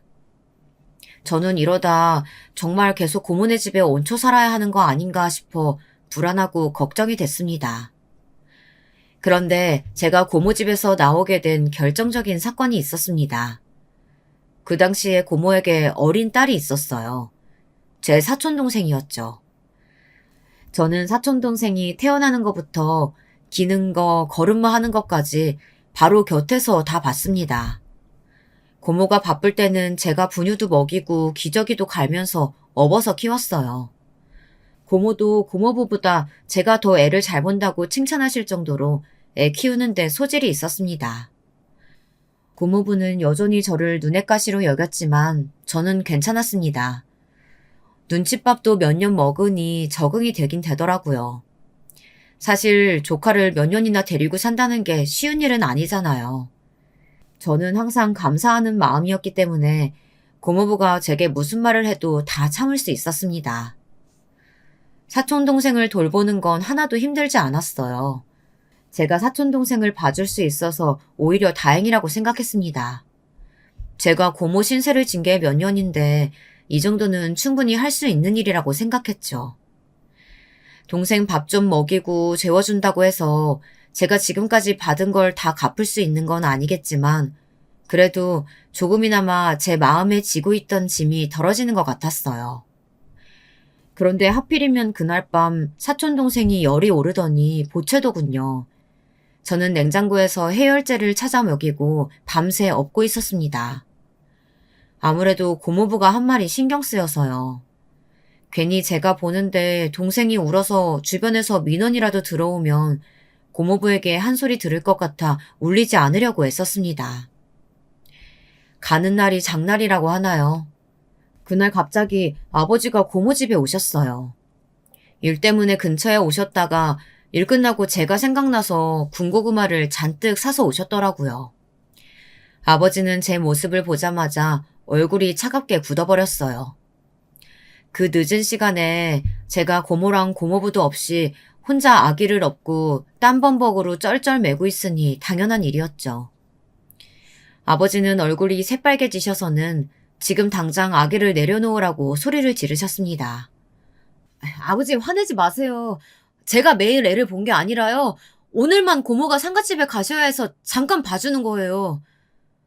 그게 지금 말이 되는 소리야? 고작 중학생 애한테 갓난쟁이 맡기고 부모가 둘 다 나간다는 게 말이 돼? 평상시에 애를 얼마나 자주 봤으면 네가 혼자 애를 봐? 아버지의 고함 소리에 제 등에 엎여있던 사촌동생은 자지러지게 울었습니다. 타이밍이라는 게 참 이상해요. 딱 그때 고모와 고모부가 집에 돌아오셨어요. 하필이면 또 고모부가 밖에까지 애 우는 소리가 들린다고 화를 내시면서 집에 들어오셨죠. 내가 이럴 줄 알았어. 잠깐 몇 시간 애 좀 보라고 했더니만 결국은 또 울린 거야? 어, 형님. 형님이 이 시간에 웬일이세요? 아버지의 얼굴은 순식간에 차가워졌습니다. 저도 지금까지 살면서 처음 보는 아버지의 얼굴이었어요. 매부, 자네 지금 한 말이 설마 내 아들한테 한 소린가? 내가 못나고 염치 없이 내 아들 자네에게 부탁하기야 했다지만 아무리 그래도 우리가 꼬박꼬박 생활비에 먹을 거에 다 갖다 바치면서 부탁했는데 어떻게 내 아들을 이렇게 대접할 수가 있어? 형님, 생활비라뇨? 저는 처음 듣는 소린데요. 여보, 당신 형님한테 생활비 받았어? 오빠랑 이런 말까지 하고 싶지는 않지만 오빠가 무슨 생활비를 줬다 그래. 그리고 오빠 힘든 건 내가 뻔히 아는데 내가 설마 돈 벌라고 진호 키우겠어? 그게 무슨 소리야. 내가 힘들어도 매달 꼬박꼬박 너한테 돈 보내라고 했는데. 저는 아버지와 고모, 고모부가 싸우지 않기만을 바랬어요. 세 분 모두 저에게는 소중한 가족이었으니까요. 아버지, 저 진짜 괜찮아요. 제가 고모 집에서 신세진 게 있는데 당연히 동생 볼 수도 있죠. 아버지는 제가 말을 하면 할수록 더 속상해 하셨어요. 그 순간 아버지는 그대로 바닥에 주저앉으시더니 눈물을 쏟으셨습니다. 저는 정말 괜찮아서 한 이야기였는데 아버지는 그날 제 모습이 안쓰럽고 참기 힘드셨나 봐요. 내가 잘못 생각했어. 아무리 거지 같은 집이라도 식구가 다 모여서 살아야 하는 건데 내가 우리 귀한 아들 남의 집에서 눈칫밥 먹는 줄도 모르고. 지금 생각해보면 아버지께서는 본인이 어떤 힘든 일을 겪든 어떤 대접을 받든지 그건 상관없이 오로지 저만 생각하면서 참아오셨던 것 같아요. 저만이라도 누구 앞에서든 절대 기죽지 않고 그전처럼 잘 살기를 바라셨던 거죠. 그래서 더욱더 믿을 수 있는 고모에게 저를 맡기신 거였고요. 고모라면 저를 잘 키워주실 수 있을 거라고 기대하면서요. 그랬으니 제가 전과는 달리 부쩍 철이 들고 주변 눈치를 살피는 모습이 아버지는 싫으셨던 것 같아요. 저는 안 그러려고 했다고 해도 아버지 눈에는 제가 달라진 모습이 확 티가 났을 테니까요. 오빠, 나는 지난 몇 년 동안 정말 내가 진호 엄마라고 생각하면서 지냈어. 오빠 속상한 마음 이해 못하는 건 아니지만 이렇게 그냥 가버리면 나 너무 속상해. 내가 아무리 못났어도 우리 진호, 우리 집 장남이야. 내가 바란 건 우리 진호 부족한 거 없이 옛날처럼 발골 철없이 살길 바란 거야. 이 사람 저 사람 눈치 보면서 철들라고 너한테 맡긴 거 아니라고. 형님, 듣다 보니 기막혀서 가만히 못 들어드리겠네요. 아들이 철없이 해맑게 크길 바랬으면 사업을 망하지 마셨어야죠. 기껏 몇 년 동안 힘들게 키워줬더니 고맙다는 인사도 없이 너무 염치 없으신 거 아니에요? 그날 한바탕 난리가 났습니다. 아버지는 고모부 고모할 것 없이 닥치는 대로 소리를 퍼부으셨어요. 고모부는 아버지에게 지지 않고 같이 소리를 지르셨고 고모는 사촌동생을 안고 펑펑 우셨어요. 일이 왜 이렇게까지 꼬여버린 건지 모르겠더군요. 그날로 아버지는 저를 고모네 집에서 데리고 나왔습니다. 그래도 다행이었던 건 얼마 뒤 새 가족이 다시 모여 살 수 있었다는 거예요. 아주 잠깐이었지만요. 아버지는 여기저기서 돈을 끌어다가 집을 구하셨어요. 원래 살던 서울도 아니고 방도 하나뿐인 집이었지만 아무리 다 쓰러져가는 집이라도 세 식구가 함께 사니 저는 좋았어요. 그때까지만 해도 말이죠. 그런데 저와 제 부모님은 핏줄이니까 오랫동안 같이 살지 않다가 만나도 똑같이 좋았지만 아버지와 어머니는 그렇지가 않았나 봐요. 지금 와서 생각해보면 부부가 5년이나 넘게 떨어져서 살았으니 무슨 정이 남아있을까 싶기도 해요. 무엇보다 같이 살지 않았던 시간 동안 어머니가 많이 변하신 것 같았어요. 아예 아버지를 남편이라고 생각하지 않는 것 같았어요. 처음엔 먹고 사는 게 어려워서 어머니가 그러시는가 보다 싶었는데 시간이 갈수록 그게 아닌 것 같더라고요. 제가 봐도 도가 지나칠 정도로 아버지를 무시하고 화를 내셨어요. 그랬으니 두 분은 만나기만 하면 싸우셨죠. 이건 또 뭐야? 집 좁아서 애 책상 하나 놔둘 데도 없는데 당신 화장품 물려놓겠다고 지금 이 비싼 화장대를 산 거야? 이게 그냥 화장대가 아니야. 봐봐, 나무가 얼마나 좋은지. 몇십 년은 거뜬히 쓸걸? 아침마다 쭈그리고 앉아서 화장하는 건 너무 힘들단 말이야. 어머니는 혼자 나가서 사시는 동안 옷 만드는 공장에서 일했다고 들었었는데 일하면서 번 돈으로 다 옷이며 화장품만 사셨는지 어머니 짐은 좁은 단칸방을 거의 다 차지하고 있었죠. 상황이 달라졌는데도 예전에 살던 씀씀이를 여전히 버리지 못하셨더군요. 툭하면 우리 형편에 맞지 않는 물건이나 브랜드의 옷 같은 걸 사셨어요. 그럴 때마다 아버지는 화를 내셨고요. 하루라도 빨리 돈 모아서 이사 갈 생각을 해야지. 자꾸 물건만 사들이면 되겠어? 으이그 쪼잔하기는. 당신 배포가 그거밖에 안 되니까 사업이 망한 거야. 이거 몇 푼이나 한다고 잔소리야. 그렇게 이사 가고 싶으면 당신이 나가서 도둑질이라도 해오던지. 제가 보기에는 아버지가 어떻게든 처자식과 먹고 살려고 악착같이 사시는 것 같아 보였는데 어머니 눈에는 그게 보이지 않았나 봐요. 아니면 지난 5년 동안 가족들이 다 뿔뿔이 떨어져 살면서 고생한 게 아버지 탓이라고 생각해서 어머니는 아버지가 미웠는지도 모르겠습니다. 아버지가 어머니에 대해 훨씬 더 많은 걸 참고 계신지도 모르고 말이죠. 너는 배포가 커서 지금까지 나한테 말 한마디도 안 하고 내가 내 동생한테 보내주려고 한 생활비 중간에서 다 꿀꺽꿀꺽 도둑질했냐? 저는 너무 놀랐습니다. 알고 보니 아버지가 고모에게 생활비를 보내라고 한 게 사실이었어요. 아버지가 매달 어머니에게 돈을 붙여주면서 어머니가 번 돈과 합쳐서 생활비를 보내라고 하셨대요. 그런데 어머니께서 중간에서 돈만 받아 챙기고 고모에게 생활비를 한 번도 안 보내신 거죠. 아버지는 나름대로 가정을 유지하기 위해 지금까지 이야기하지 않고 참고 계셨던 거예요. 그게 어떻게 도둑질이야? 내 남편 돈 내가 받아서 쓰는 건데. 엄연히 당신이 번 돈이면 내 생활비지. 그걸 왜 당신 동생한테 보내? 어머니가 철이 없다는 건 저도 진작에 알고야 있었지만 이 정도인 줄은 몰랐습니다. 어머니는 제가 고모댁에서 그렇게 오랫동안 신세를 졌는데 전혀 제 걱정이 되지 않았나 봐요. 그러지 않고서야 어떻게 자식을 맡겨놓고 고모나 고모부에게 주는 생활비를 아까워할 수 있었겠어요. 저는 그 자리에서는 말하지는 않았지만 어머니에 대한 생각이 많이 변했어요. 실망했습니다. 정말 자기밖에 모르는 사람이구나 싶어서요. 한 번은 이런 일도 있었어요. 저는 고등학교 3년 내내 전교 1등을 했어요. 집안의 보탬이 되고 싶어 쉬지 않고 아르바이트를 하면서도 학업을 놓치지 않기 위해 노력했거든요. 그런 제가 안쓰러우셨던 아버지는 제 생일을 맞아 오랜만에 외식하자고 하셨어요. 그리고 제게 꿈이 뭐냐고 물으시길래 의사가 되고 싶다고 말했습니다. 그런데 그 순간 어머니가 콧방귀를 뀌셨어요. 의사?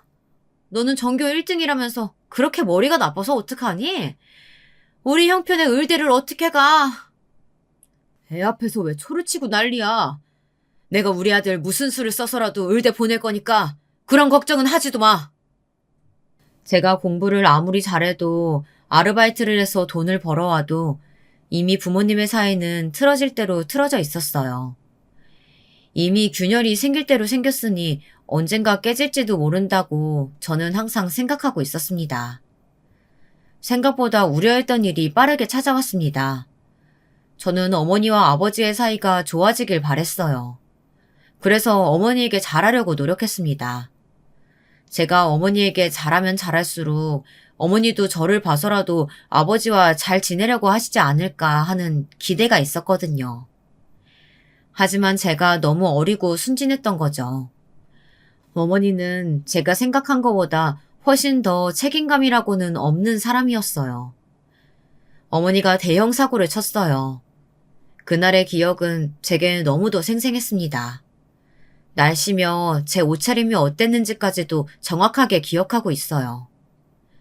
어머니는 옷 만드는 작은 미싱 공장에서 일하셨어요. 그 공장이 제가 다니던 학교 바로 근처에 시장 골목에 있었어요. 그날은 시험 마지막 날이라 학교가 일찍 끝났습니다.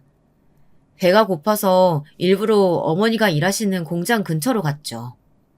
점심시간이 다 된 것 같아서 어머니와 함께 점심이라도 먹으려고요.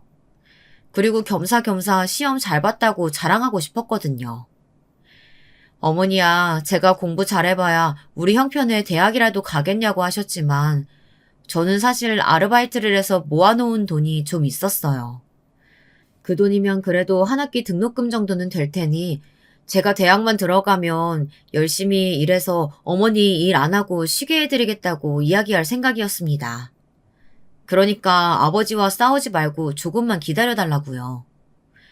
그런데 공장 앞에 다 왔을 때쯤 이상한 간격을 목격했습니다. 글쎄 어머니가 주변을 기웃거리더니 공장 옆에 작은 골목으로 빠른 걸음으로 쏙 들어가 버리더라고요. 저는 아무래도 이상해서 어머니의 뒤를 따라갔습니다. 그런데 어머니가 그렇게 주변을 살피며 은밀하게 사라진 이유가 있었더군요.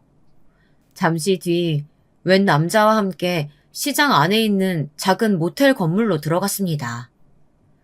그때 제 나이 19살이에요. 남자 여자가 모텔에 들어가면 뭘 하는지 정도는 다 알고 있었습니다. 저는 한 발자국도 거기서 움직일 수가 없었어요. 그때까지만 해도 제가 잘못 본 거라고 헛걸 본 거라고 믿고 싶었거든요. 그래서 확인이 필요했습니다. 정말 모텔에 들어간 아줌마가 어머니가 맞는지 그리고 함께 따라 들어간 남자는 누군지 말입니다. 잠시 뒤 모텔에서 어머니가 나왔어요. 그것도 아까 함께 들어간 남자와 팔짱을 끼고 아주 다정하게요. 어머니 옆에 있는 남자를 보고 저는 다시 한번 놀랐습니다. 제가 아는 얼굴이었어요. 바로 어머니가 일하는 공장 사장이었습니다. 전에 어머니 공장 근처에서 보고 인사를 한 적이 몇 번 있었어요.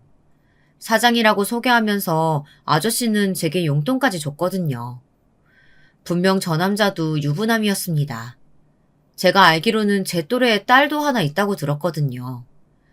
저는 도저히 화가 나서 그대로 숨어만 있을 수는 없었습니다. 엄마, 이 아저씨랑 도대체 무슨 사이야? 왜 이 아저씨랑 모텔에서 나오는 건데? 너 뭐야? 너 지금 학교에 있어야 할 시간 아니야? 네가 왜 여기 있어? 어머니는 하나밖에 없는 아들이 시험을 보는지 시험이 끝났는지 아예 모르고 계시더군요. 사실 이상한 일도 아니었습니다. 그러고 보면 어머니는 아버지 사업이 망하고 가족이 뿔뿔이 흩어지고 나서부터는 제게 일절 관심이 없었어요. 세 식구가 같이 살게 되고 나서도 제게 따뜻한 밥상 한 번 차려준 적도 없으니까요. 오히려 저는 어머니가 차려준 밥보다 고모가 차려준 집밥을 먹은 일이 훨씬 더 많았던 것 같아요. 헛소리 하지 말고 사실대로 말하라니까? 아버지 두고 지금 이 남자랑 바람 피운 거냐고! 저는 어머니 앞에서는 절대 울고 싶지 않아 눈물을 꾹꾹 삼켰습니다. 하지만 끓어오르는 울분은 참을 수가 없더군요.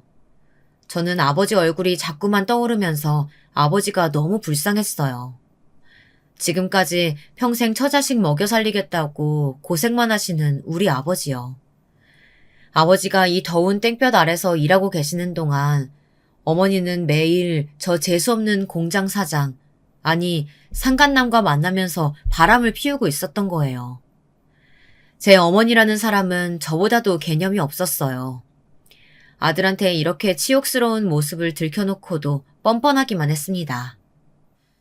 내가 너희 아버지 사업 망하고 나서 얼마나 쪽팔리게 살았는지 알아? 지금까지 나한테 사모님 하면서 알랑방귀 뀌던 옆에 애들이 너희 아버지 때문에 빚 좀 졌다고 나를 얼마나 개무시하는데. 그래서 사람들한테 무시 좀 당했다고 바람 피웠다는 거야? 그게 말이 돼? 날 이렇게 초라하고 비참하게 만든 게 너희 아버지잖아. 너는 너희 아버지 같은 사람하고는 못 살겠는 걸 그럼 어떡해? 어머니는 자신의 잘못을 조금도 인정하지 않고 모든 걸 다 아버지 잘못으로 넘겼어요. 그 순간 똑똑히 알겠더군요. 제 어머니라는 여자에 대해서요. 나이만 먹었지 어머니는 어른이 아니었어요. 그냥 자기 자신밖에 모르는 파렴치한이었죠. 저는 그날 혼자 집에 돌아왔습니다. 집에 돌아와서도 어머니와 한마디도 하지 않았어요. 제가 제 눈으로 본 일을 아버지에게 말씀드려야 하나 말아야 하나 고민이 많았습니다. 몇 날 며칠을 밤을 꼬박 새웠어요. 그런데 제 어머니라는 여자는 정말이지 답이 없는 여자더군요. 무책임함의 끝판왕이었어요. 어머니는 며칠 뒤 집을 나가버렸습니다. 달랑 쪽지 하나 남겨놓고 집을 나가버린 거죠. 아들, 너에게 이런 모습 보인 건 미안해. 모텔 앞에서 본 엄마의 모습은 잊어. 네가 아직 어려서 엄마를 이해 못하겠지만 엄마도 참을 만큼 참았단다. 더는 네 아버지랑은 못 살겠어. 엄마는 엄마 행복 찾아서 떠나는 거니까 아들도 행복하게 살아. 더 기가 막혔던 건 자식까지 버리고 상간남하고 도망간다는 여자가 제 통장까지 들고 도망갔다는 겁니다. 믿어지세요? 새엄마도 아니고 친엄마라는 사람이 어린 아들이 아르바이트해서 모아놓은 대학 등록금을 가지고 도망가다뇨. 그것도 수능이 몇 달 남지도 않았는데 말이죠. 저는 그 쪽지를 본 순간 그나마 남아있던 정남이도 뚝 떨어졌습니다. 제 몸속에 흐르는 어머니의 피를 뺄 수만 있다면 다 뽑아버리고 싶을 정도였어요. 하지만 문제는 거기서 끝이 아니었습니다. 아버지께서 돌아가셨어요. 공사 현장에서 일하시던 아버지는 안전 문제로 고층에서 추락하셔서 그 자리에서 돌아가셨습니다. 더운 날씨에 매일 밖에서 일하시면서 몸이 많이 지치기도 하셨겠지만 아마 집을 나간 어머니 때문에 신경 쓰느라 스트레스도 많으셨을 거예요. 아버지는 어머니의 불륜 사실을 상상도 못하고 계셨으니까요. 아버지의 죽음은 제 인생의 가장 큰 시련이었어요. 아버지의 사업 실패도 고모 집에서의 생활도, 그리고 모텔 앞에서 어머니를 봤던 바로 그 순간까지도 다 참고 버텨냈는데 아버지의 죽음만은 도저히 견디기 힘들었어요.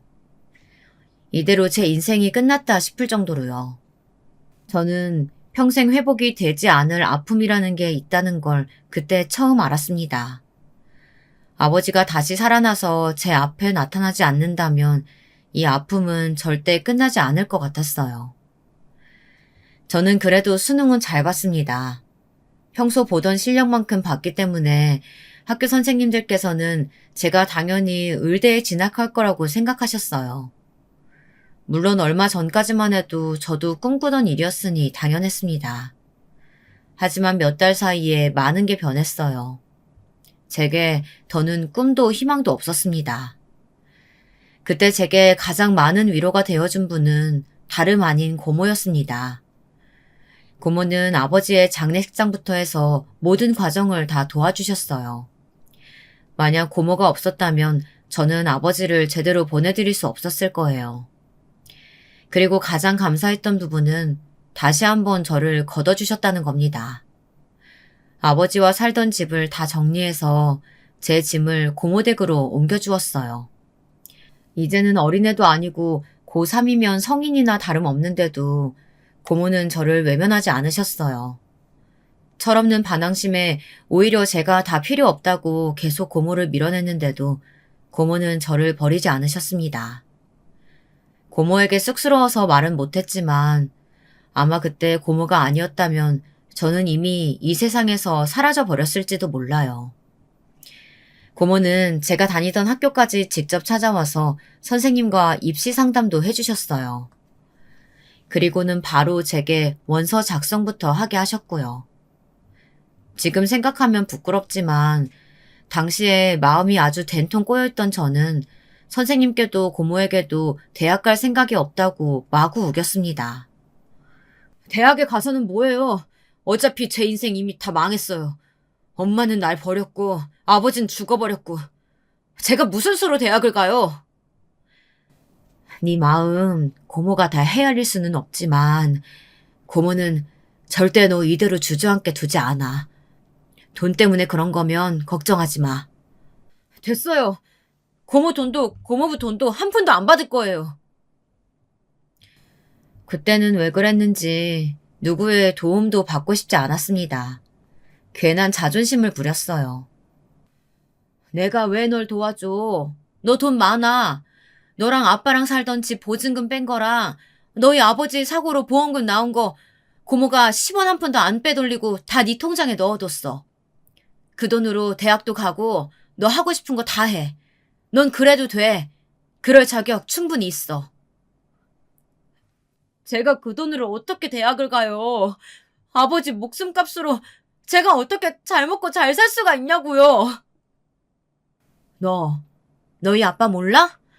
너희 아버지 너만 보고 평생 산 사람이야. 지금도 하늘에서도 너 훌륭한 의사 돼서 남들 앞에서 떵떵거리며 살기만 바라고 있을 거라고. 고모 말이 다 맞았습니다. 이러고 주저앉아서 폐인처럼 있어봐야 달라질 건 없었어요. 나를 버리고 아버지를 죽게 만든 어머니라는 여자는 이 순간에도 잘 먹고 잘 살고 있을 텐데 제가 제 인생을 포기하는 건 너무 억울한 일이었습니다. 저는 의사가 됐어요.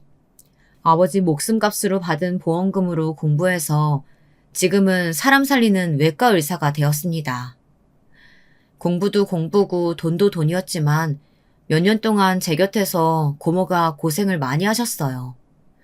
혼자 살 수 있다고 하는 저를 끌어다 데리고 사시면서 매일 밥 해주고 빨래 해주시면서 살뜰히 돌봐주셨습니다.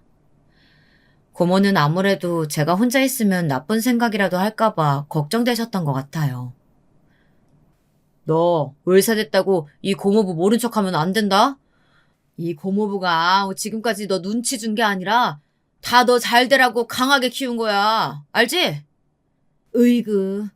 의대 다니는 조카 있어서 딸내미 공짜 과외 시킬 수 있어서 좋다고 한 사람이 입만 살아서는.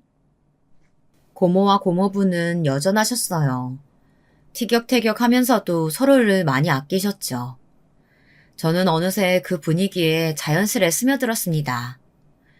부모님과는 일찍 헤어졌지만 그래도 고모부와 고모, 사촌 동생까지 제게는 특별한 가족이라고 생각했어요. 그렇게 저는 저를 위해주는 사람들을 위해 지난 슬픔은 모두 잊고 행복해지기 위해 노력했습니다. 20대 시절에는 내내 제 끔찍한 과거에서 벗어나기 위해 쉬지 않고 공부만 했습니다. 안 그러면 어머니를 향한 원망으로 견딜 수 없을 정도로 힘들었거든요. 덕분에 아주 훌륭한 의사가 되긴 했습니다.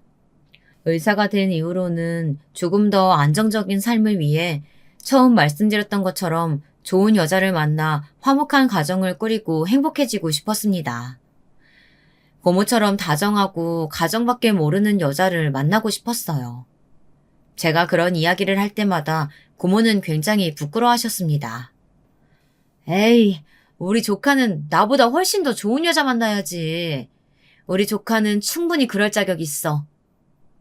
고모는 언제나 제 편이 되어주셨습니다. 항상 불안하고 미래를 두려워하는 저를 위해 좋은 말만 해주셨어요.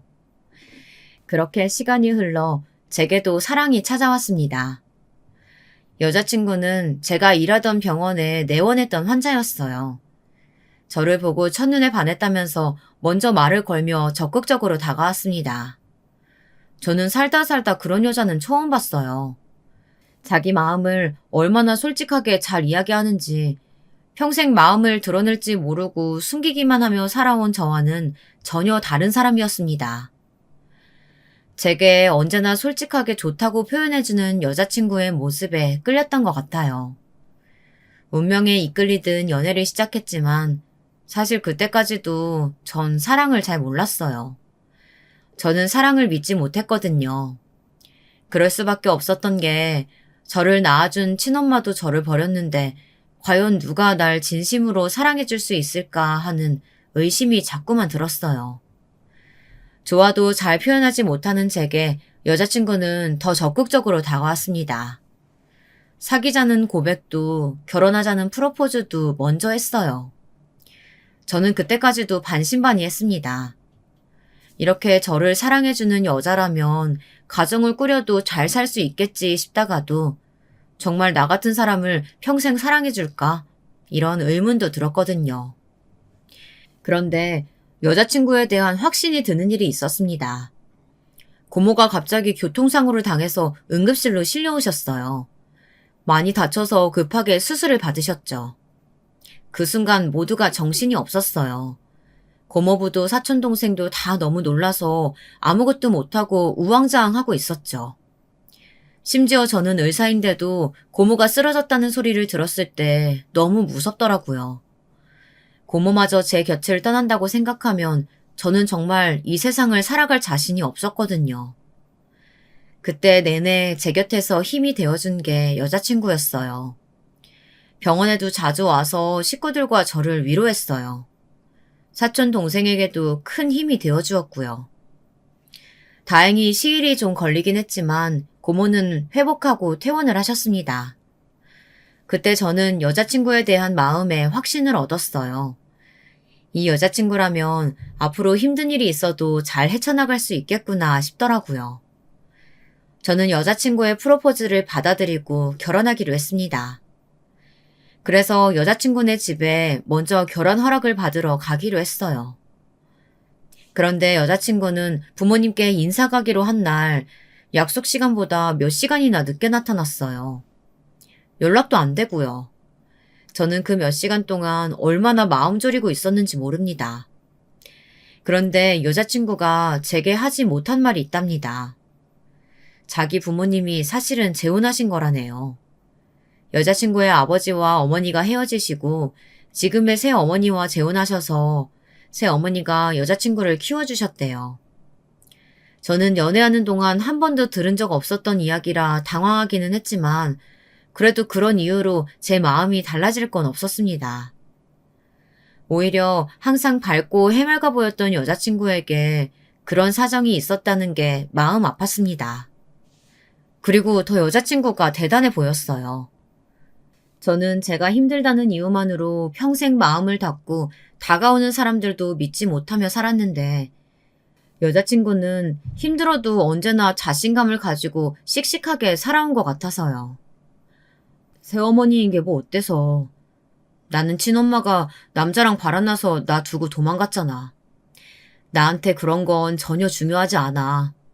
우리 둘이 서로 아끼고 사랑하는 게 중요하지. 고마워, 자기야. 새엄마, 나한테는 고마운 분이거든.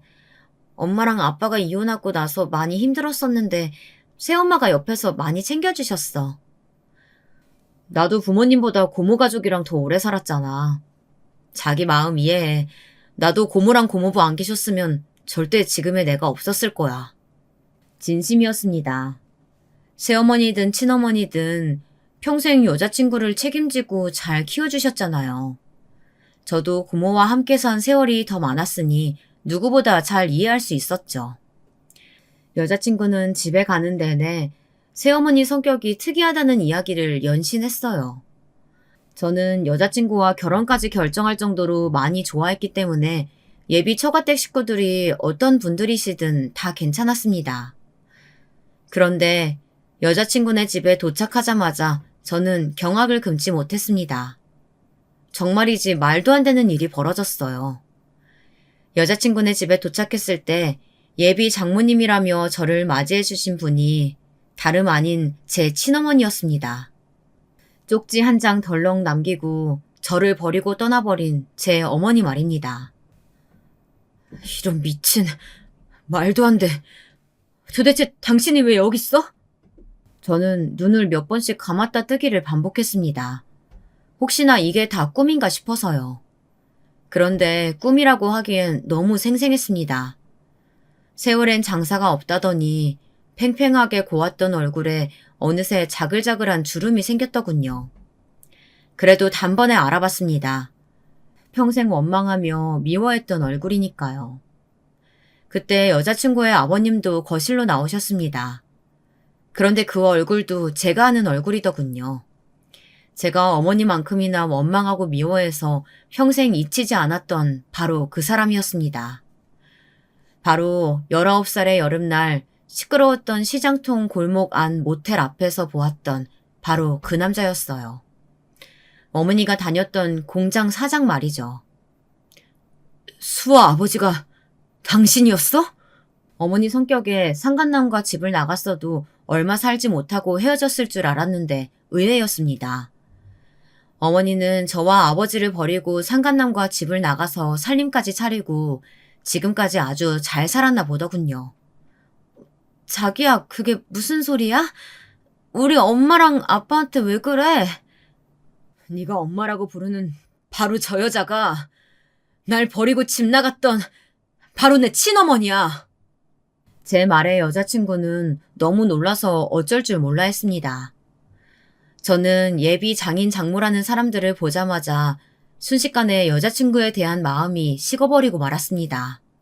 여자친구가 저와 아버지를 시궁창에 쳐넣은 사람들이 키운 딸이었다는 사실에 저는 온몸에 소름이 돋는 것만 같았어요. 제 마음을 아는지 모르는지 여자친구는 제 팔을 잡으며 눈물을 보였습니다. 자신의 잘못도 아닌데 무작정 미안하다고 했어요. 그 모습에 저도 모르게 잠시 마음이 흔들렸습니다.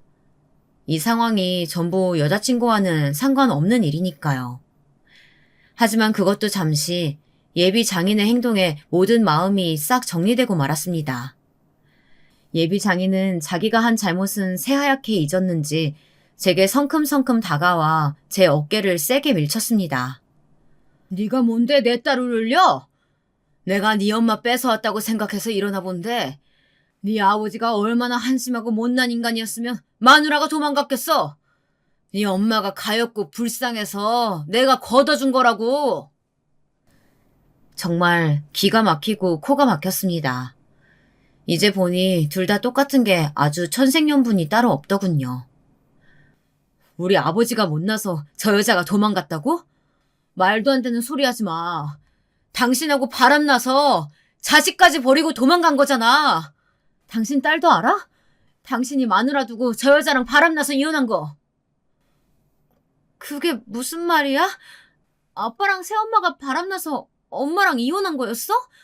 나한테는 그런 소리 한 적 없었잖아. 엄마랑 아빠가 이혼하고 나서 새엄마랑 만난 거라며. 여자친구는 부모님이 이혼하시고 나서 새엄마를 만나 재혼한 것으로 알고 있었어요. 하지만 진실은 언젠가 드러나게 되어 있었죠. 아무리 숨기려고 해도 소용이 없었습니다. 제가 제 두 눈으로 똑똑히 다 봤는걸요. 저 두 사람이 서로 가정이 있는 상태로 만나 바람을 피웠다는 사실을 말이죠. 이젠 다 상관없었습니다. 그 어떤 일이 있어도 저런 집안하고는 엮일 수 없으니까요. 인연이라는 게 참 거지 같네. 죽을 때까지 다시는 보고 싶지 않았던 얼굴을 다 보게 되고. 결혼은 당연히 없던 일로 하죠. 저는 이만 가보겠습니다. 자기야, 제발 이러지 마. 내가 자기 얼마나 사랑하는 줄 알잖아. 저는 파혼 선언을 하고 집을 나와버렸어요. 그 더러운 집구석에는 잠시도 있고 싶지 않았으니까요. 그런데 여자친구는 집 밖까지 쫓아나왔어요. 저는 마음을 굳게 먹고 외면했습니다. 그때였어요. 제 어머니라는 여자도 따라 나오더군요. 어머, 아들. 우리 아들이 정말 의사가 됐어?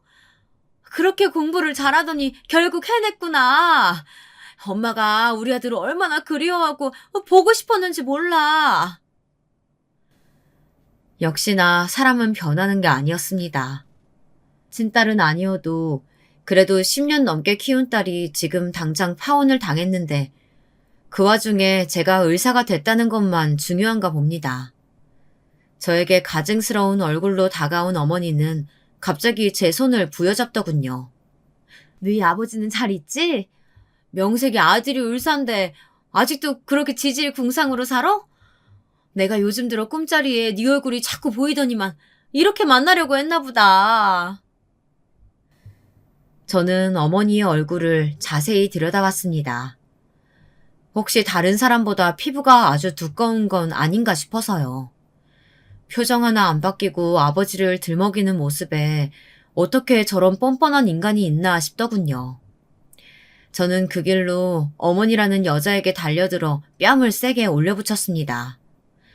아버지의 목까지 담아 짝 소리가 날 정도로 세게 때렸습니다.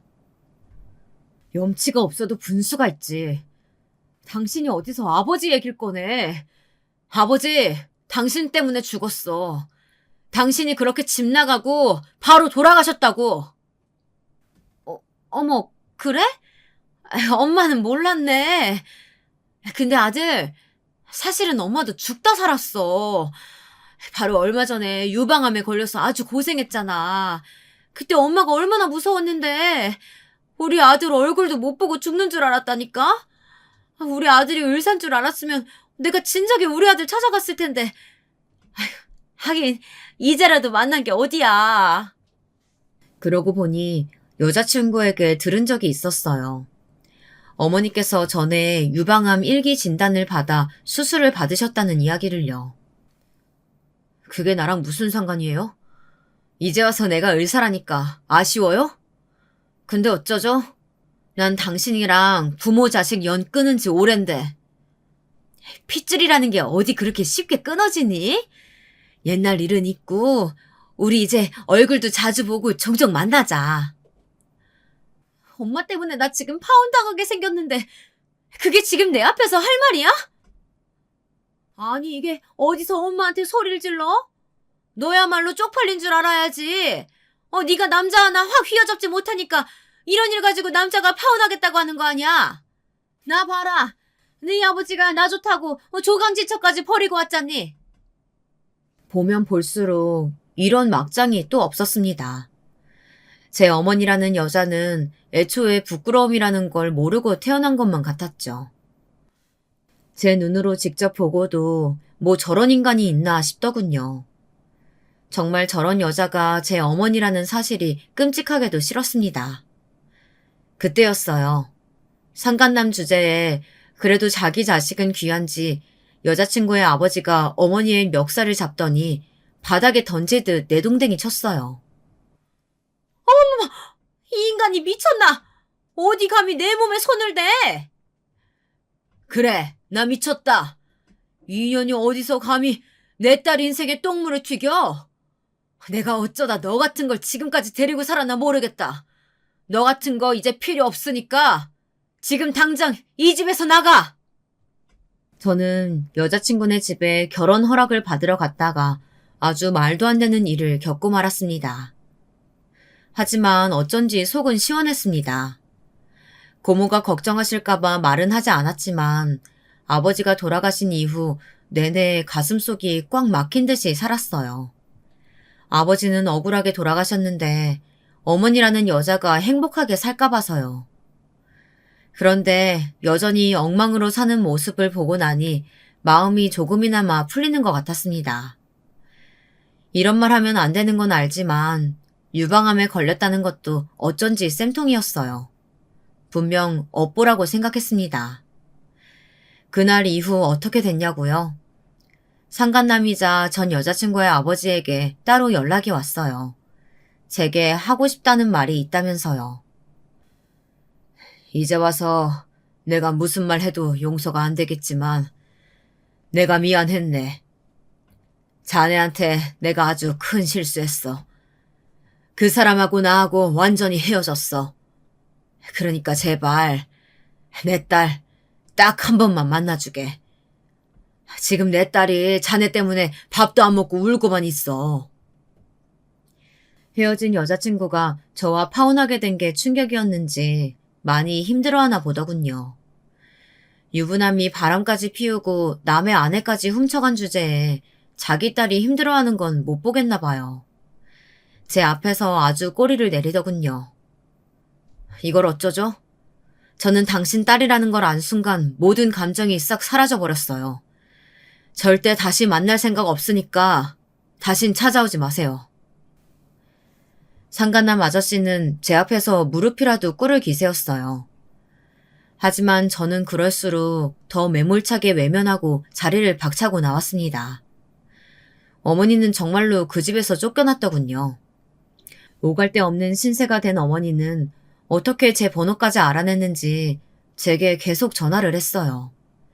제가 전화를 받지 않자 근무하는 병원까지 찾아왔더군요. 아들, 엄마 아직도 항암 치료 받는 중이라 스트레스 받으면 안 돼. 명색이 아들이 의사인데 엄마가 이렇게 집도 없이 떠돌아다니면 되겠어? 너 집 어디야? 엄마가 거기서 좀 살아야겠다. 웃기고 있네. 당신 호적도 다 파서 그 상간남한테 갔잖아. 난 당신이랑 이제 아무 사이도 아니니까 다신 찾아오지 마. 안 그러면 영업방해로 신고할 거야. 저는 그날 이후로는 절대 만나주지 않았어요. 그리고 찾아올 때마다 계속 경찰에 신고했습니다. 얼굴을 보고 심한 소리를 퍼부을까도 했지만 그것보다 다른 방법을 선택했어요. 어머니가 저를 버린 것처럼 똑같이 해줘야겠다 결심했습니다. 절대 상대도 하지 않기로요.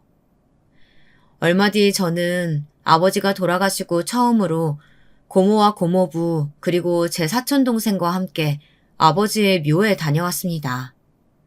혼자는 자주 갔지만 어쩐지 다른 분들과는 못 가겠더라고요.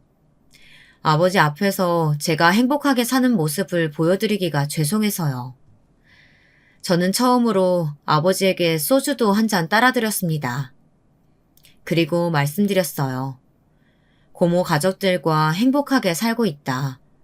그러니 아버지도 제 걱정은 하지 말고 하늘나라에서 마음 편하게 계시라고 말씀드렸습니다.